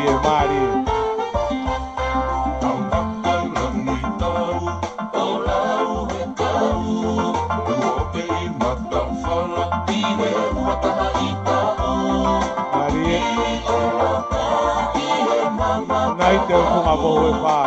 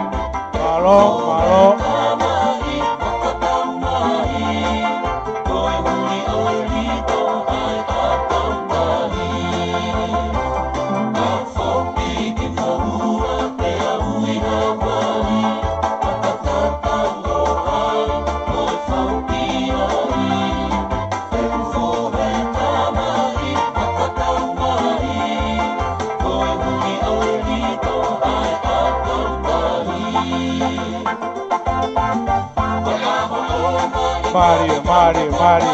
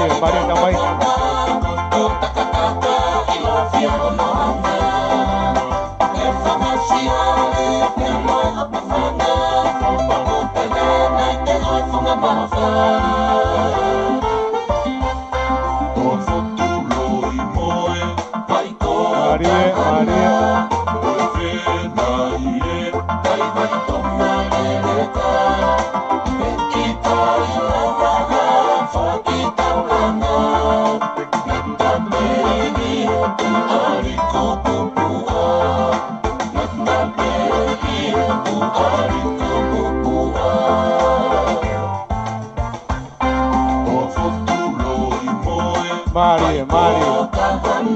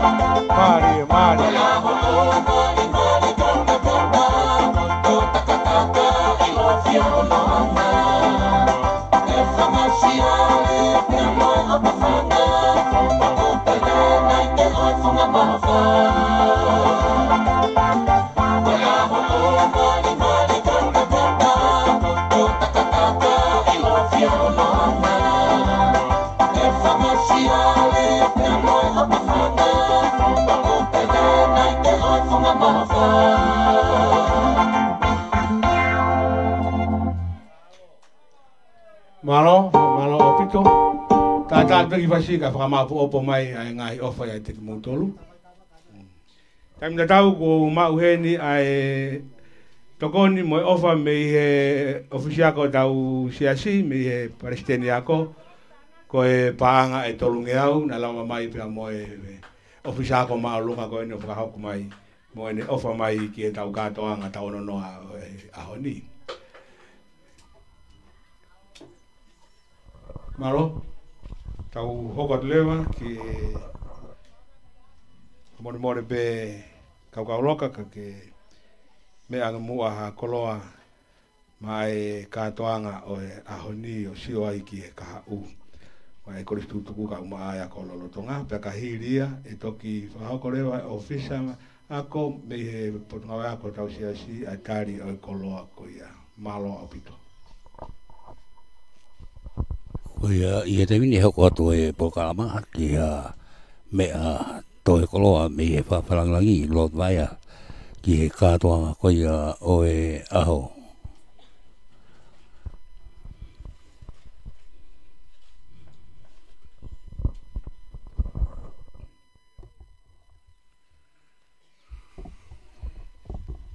Kore ke uhu whangatu. I he ngā hitala malu e whanua mo lotu lerei. Kai whai he whamaro, me he whanua ke siasi ka umā ai kāinga. Aho e ni u whai hono whamanatu e ako. Aho e ni u tauhi ai ko hono uhi ngā whitu e aho ko aho i wamanaki ke tauhi langi ai. Pea kupehea e pea koni. Aho ono te ke whai wai, aho no whitu te ke lotu ai. Pea whai hono fufuna ki mea mohono amanaki. O ana atuku a ngā ue. E whai ki langi pe whai mao pe he taimi kotoa. Whai maari e ka umā fungani he taloni. E pehe ki he hataki lotu. E pehe ki ho tau kaunga api. Tui wano. A mawe hala. Aro au ki utolau. Behe foki ala seke, la waka. Ai fie fie a honi kono hinga e kei tanu maki e whatongi ane a fi. O kui kai ke whaingo fua hono tau hi. Ngahi a honi u te tangutu peo sio he serlai te. Ki tua pure anga. Ma mata he ngahi māma o māmani. Kau kei fie mau ke puke puke pē. E tau ki loto mamo e tau wako. Puke he koe koroa nai fuaki. Puke he koe koroa nai o mai. Pure whawahe wāleri. Kau maa ki nau tolu kona holomu atu. Mo mai siho tau ki api. Neongo ene si. Mo kaunga tāmaki. Ka oku fua he ku fuaki mei langi ai uha. Pea kupehea ahoni. Whakolo whai ki he tangatai ki whaiwhikau mārolo. A maha tak lotu. Ho mou tala loto he ahoni ko i ngā ko tanumaki ane a whi. Tala loto whai ahoni ko i ngā ko a pong. Fie ko no i ngā kui heni e kau whawafonga. A manaki he whiri. Pea kui ai e fie ai wahenga tonga tapu o no. Ko hono hui ngā koe puke a fufola. Pea mo i tanumaki o ku whai. Ewa nā pehe koe a kōku whai peki kolo i kai. Lawa rei pe a kō whai tau ngahi kolo. Pea kua pare e mi ai tō taha nai ako heni. Neo nai whai e whipōtala no aka ni awhi. Ke mea heni ka kui kai kuai ngai whatongi a ke. Mea tui ki ai. Pea kupehe ai whatongi a ahoni. Ko maalot ki kau whai a kō. Māloho mō whai. Ka pau te mō whai wapi mō tōku sa anuari ki Disemba ka mō whai a. Koe ke whie mai ke te whahako. O whakafo whai a. Koe kolo ai a koe a ia. Ku hai mā mani ngai ahoni. Hai nu sila. Hai a seria. Ai koloa ko ia koe ni koe o mō tahi pe ki mō toru he ni. Lere a pito e a ko. Whaafofa au pito. Tora he kau toke tāho tau wāhenga. Kau kui ai mea masiwa. Koe whakaapa. Vei tokai aki. Me tauhi wā. Masiwa au pito he ngai ahoni. Kono i ngā ko te whtoi pununga ko ia o ia ko tanmake siasi. Kei mahu inga au pito e ke tau puke. I heni. E pehe ke siasi sisu kaisi ngai au ki mui ni. Siasi lot katorika. Oku nau puke ho nau kakai pe mui hako tupo nau whonua. Ko i ngā ko tanmake pe mui wakai ki a pong. Ka lerei. Ka api ahoni. Tō maaria pong. Pea ka vai a api a honi. Whainga taa pong. Pea uhinga pehe a honi fia. Hoko e tau wano noa whai ai e whamalo atu. Malo atu. Ki mōtoro e kai ke ulawa. Ke ulawa atu e ngahi hingoa mo e tau. Ka ufua ho mo ngā ue. Pea maulawe ai. Ina se mutua koe ni. Pare atu me mua ni. E tuk foku mai mea seria, tau ni mano ai ho mau korisi. Koe taimi nai tau ni mano ai korisi ko ia, na e kai ke lava i he siasi me whetoisi, kai pehe ke Presbyterian ni. Hoko atu hona whatongia pa whakataha rewa ki naua, o ui rewa ko Uniting Church. Koe tau ni mano ai na hawai ki a seria pa mohono wakai, o kui ai e tau moderator, kai umaa foke e tau Palestini, o ki naua u nau tau hiatu, a ngahi api ako koni. O fua ngā we, pea koe ki ngata pe heni, ka ua watu ki tō pureanga, e nau ngahi ngā we. Koe e ua te tala munu watu, ki he siase, tantai ki whaiwhekau, tau whamau, whaiwhekau mārolo, kai umaa foke tau kaunga api, ai o whalahi atu, ngā lere ku tau si tō mea he tau hongo fulu koe ni. Ai pehe ke ngā he tau hanganaki mai, o te mōwiri fia. Kahanga hi mea mo tokanga mai ki ai, lawa ke tau ngā ue pe. Lawa ke tau ngā ue ko no i ngā whia mai whanau ke nau nofo malu, pe nau nofo ofi beki api, o mo lawa e ki mo tolo. Ko no hi ngā e au pe taimi, mo tō lahi, ai nofo pe ko iho nau taktaha kolo, mo tokanga ke mai ako ki ai he po uri, e o te mawahe whanau, ki toa, ka nau nofo pe api, o whai ki ai ai ako. Ko tui ko e popouia i he whia whini, o whalahi atu ki he ngai tamai, o mai ngai whae māloho mo popou mai, ki he tau ki api ako. Wai whia ai, pe ni awe ngahi o ngongo le rei, ai uhinga koe ni, o tau lawa puke puke pe tau ki api ako. Pe u lawa fua ki api ako koe ni, kai umaa foke inasi ai. Ho tau kau ngā api, i ngahi ngau i tau whai. Koi ai, whamalo atu, o tau ange mō mau, sāpate lere a pongpong, kai umaa foke whiri, kai pehe ke toenga o e tau. E mō kei nofo pehe i he maru maru si ho wā, pe tau kei tauhi ki ai, he koia na ane fua ke, pe koia o ne kei whai tauhi. Rewe maranga tu tau atu. Maro. Maro. Mai. Koia kai ke tau whaloro ange whainga marie, mai kari e koroa koto, me ofisa me he potunga wako ICSC. Malo apito.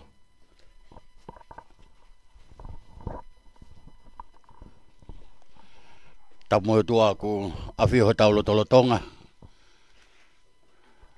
Tamu lot waya. Kau maa no whare. Tamu e tangdai 5 kau maa lolo. Whahoko ai whatungia malanga ahoni. Tamu e whafonga whare area. Tonga tapu ono. Kore ke ufanga tu he tala whakatap kakato. Kua whaki i he kere o e lotu mo eako. Ke atamu e motuani. Ke whakato ai whatongia o e whiawhini. O tau haka he langi kua tau, pa tau pata i la tuu. I he tau inas whakataha. Pea mo e korisi loto a hou maa. I he whia, pe hoko sia lelei ahono tau wonongo fulu i ahoni. Whawhata e oku kei lau maari lelei a lotu waia kau maa no whare. Whawhata e oku lelei bea fungani he taloni kau maa haa mata pure. Whawhkau o e pure o e wahenga homa kau maa e ho e talasiti. Pea peheke he ngahi wahenga whi kau aki o e ako angani. Tau whakawheta i ke eiki. I he tau hoko mai ke ahoni. O guango maari e pe me ahoni kotoa. Fungani he taloni. O kei tupe ai kawe ngako. Ai ngahi ako anga ai siasi. Ke teu ai tangata mo e whiwhine kakato. O whakatatau ke ngahi ako nā ke hatau eiko si sukalaisi. I kai ako ia pēka kua whakatuhe Palestini o e ako mo e tauni. E toi whakafu o e tau mā te aki ako o ku whai i he wonuani. Pea koe hoa koe ni whia whakafu ngātu tama kaukauloka. Ai Palestini o e ako, kau mai potunga o e ako ai siasi. Ai whakamalo mo loto hounga ia. I he lau maari lelei ai wheitu una. Ke whakaola e māma o e ako, i he kolo e gini. Talu me he tahi wa ono ni ma. Pea tuholo aki mai he ngahi tau koe ni e ono ngo fulu. Oku ke kei lau maari lelei be. Ke kei tuu be ako lotolotoni iho tofi a. Paku ke kei lau maari lelei be. ke tokoni pea mo bou mai ki he langa ko fai pe hange koe me a whakakoloa ko ke fai he ahoni whakawhitai ho maulau maari e whakawhitai e mau koloa koe koloa na e hifuangi milangi koe koloa na e whagi mi hahawe alahi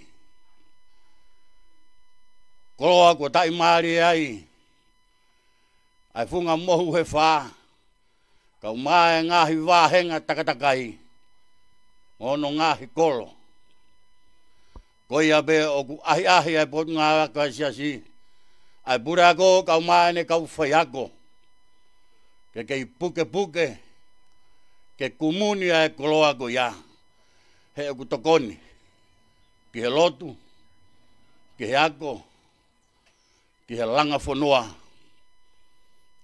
oku whai i he kolo e gini.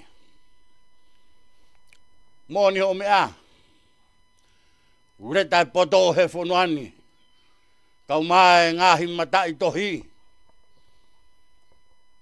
kau ku whakaau, ke mōri ai whai kawe koula i he mooi, ai tangata mo e whiwhine tonga. Kau ku whenga be ai aku angani, neongo kuia ngahi kalofiama ko nau fotu mo mahiki hake ka kuia i pe ai whanau ke uhui ki he nau moui ai mooni o lotu whakawholofola i kai a koia be ka koe whai kawe i koula si ke kei mau i tonga ia ai whanau whalalaanga i he ngahi ngāwe anga. Ui ai ai ni ihi, ui ke taha, ui ke ua he ngahi ngāwe anga ko tuku ki toa. Ko hui koe mau ko hoko. Ka koe anga ni ahi o kwhai, e he potu ngāwe a ko ka umai ni ngahi anga. Ke teu i ai tangata mo whiwhine kakato. Ke mui a ke tuku whakaholo. Ke mui a ke lotu whakakaristiane. Sino i mea. Ka ke whalalaanga o tau. Mo i whanau o kuwako naki. Mo whakahino ki ai. Ai mui lo tolu. I he time ko tope. Pa koe whia ai a. Whawhongatu me he ofisio e ako pe mo i whakamalo. Tama kau loka, kau maho whare. Whai kau bure wahenga homa. Kau mai ho ek talasi di. Malo ho mo kei tuu mai. Ke teke nā kia toi pure ako, mo en kau whai ako kia teke mo tolu. E ka pau te mo toi unu. Mau lawe i be. Ka kia taha ke tuu mai. Koe holofa kotoa ia. Ai whakaamu mo e visione ku whakatuku e he pure ako mo e tauni. Pehe ai whawhonga ata whakamalo, hou ek tutuk, o e ngahi kolo, kau mai ngahi sias whakolo whakamalo atu. Malo hoku mo ki mau iwi, mau keresi, ko hui koe ki ako koeni. Tau bore pe whoki tau tolu, ka pana tau toloa. E tala noa ia ki tau tolu, pehe koe koriskun salo te. Si ya vitu ke tala noai.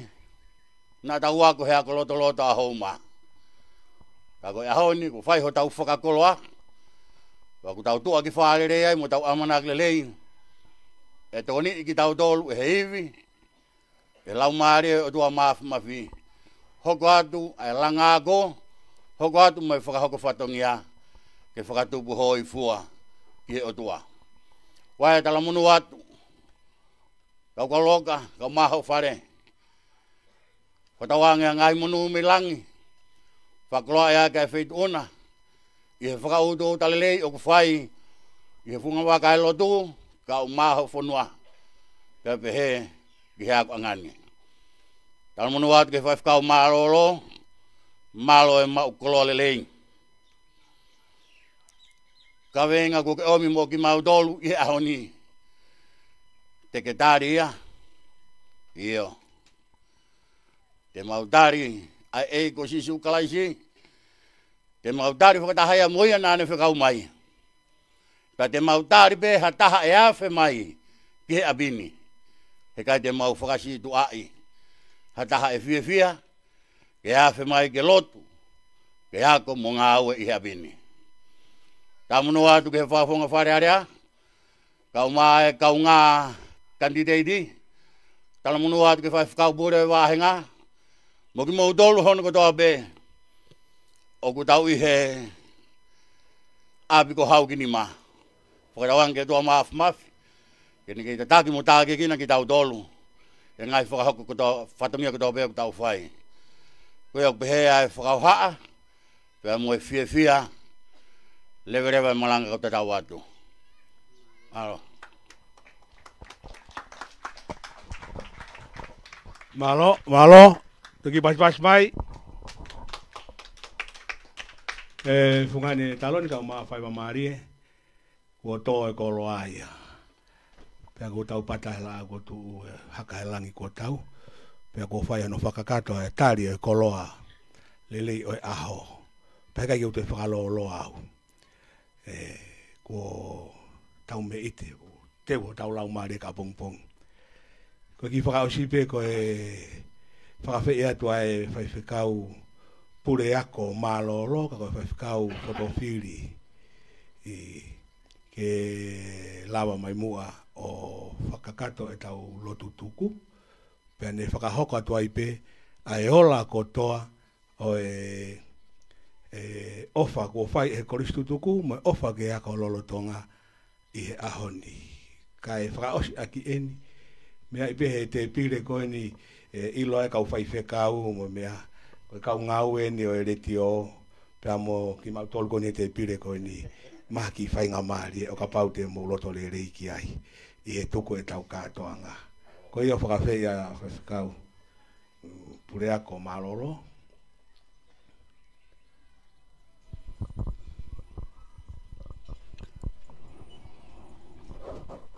Koe koe lotu, koe lefa malone e whaukotuia, se misi fungalei. Alo? Kore peke whanga hei tala whakatapu, ko si ao whaki whakataangani.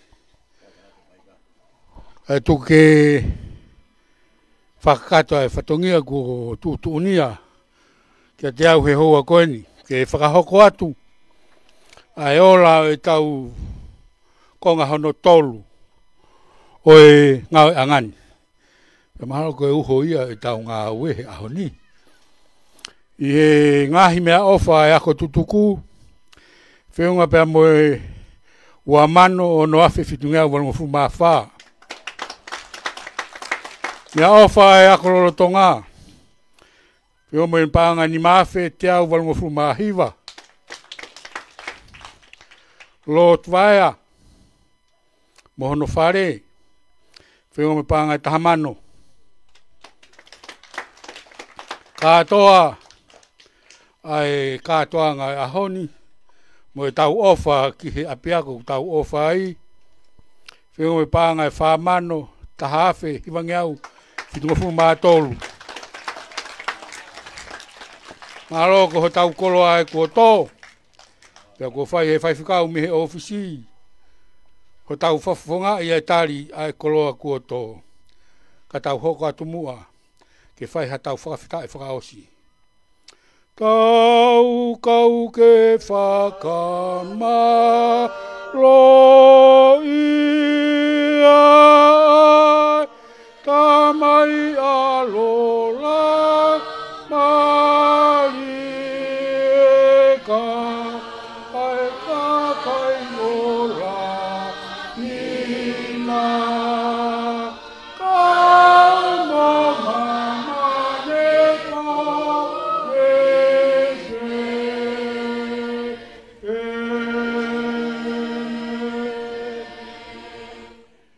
mau whakawheta ia.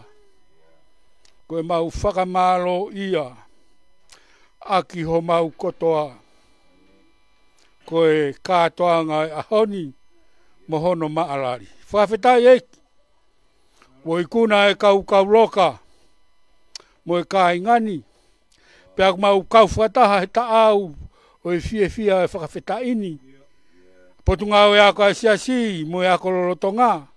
Kau maa kau tau whanau me kau koristutuku. Mau whakamaoni. Mai a Fiona.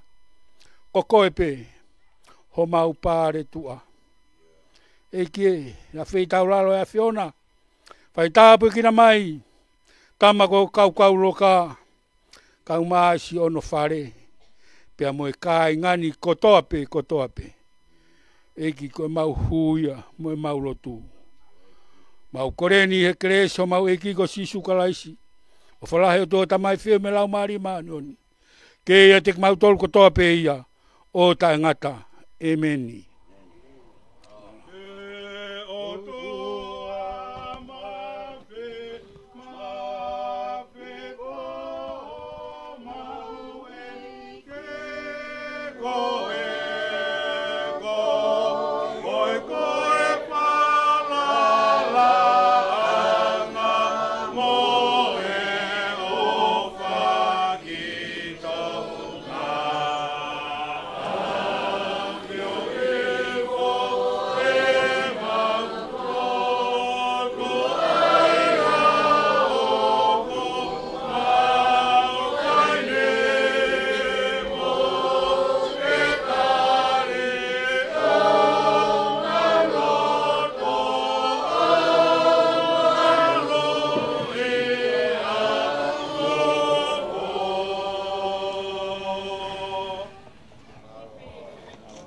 Ia koe lawere ia kātoanga rau wano fulu o e ako lotoloto ko ia siasusia ra hauma i he ahoni i hauma ia kātoanga whawhiawhia, kātoanga whalaumarie, pea kātoanga whakamawhana.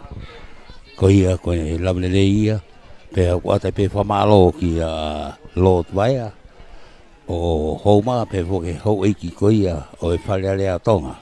Pea moe kautaha tutuku ko ia ai ako lotoloto ko ia hauma whawhainga maari e mea katoa ka lawa ke inasi katoa tongani e katoanga koe ahoni e Facebook pe he poki ki he letio koe kua te whamalo mo loto honga ia moni ko ia whawhunga e te pe kau whaipatongi mei he letio pea moe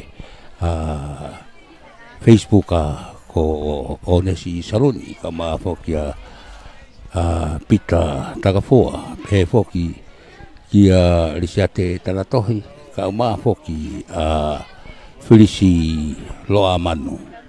Ka pea mo tupou lea, ka whaipatongi atuia, ka ano manu, ka e maaloa bito ho mou mea mai, ka mou mea.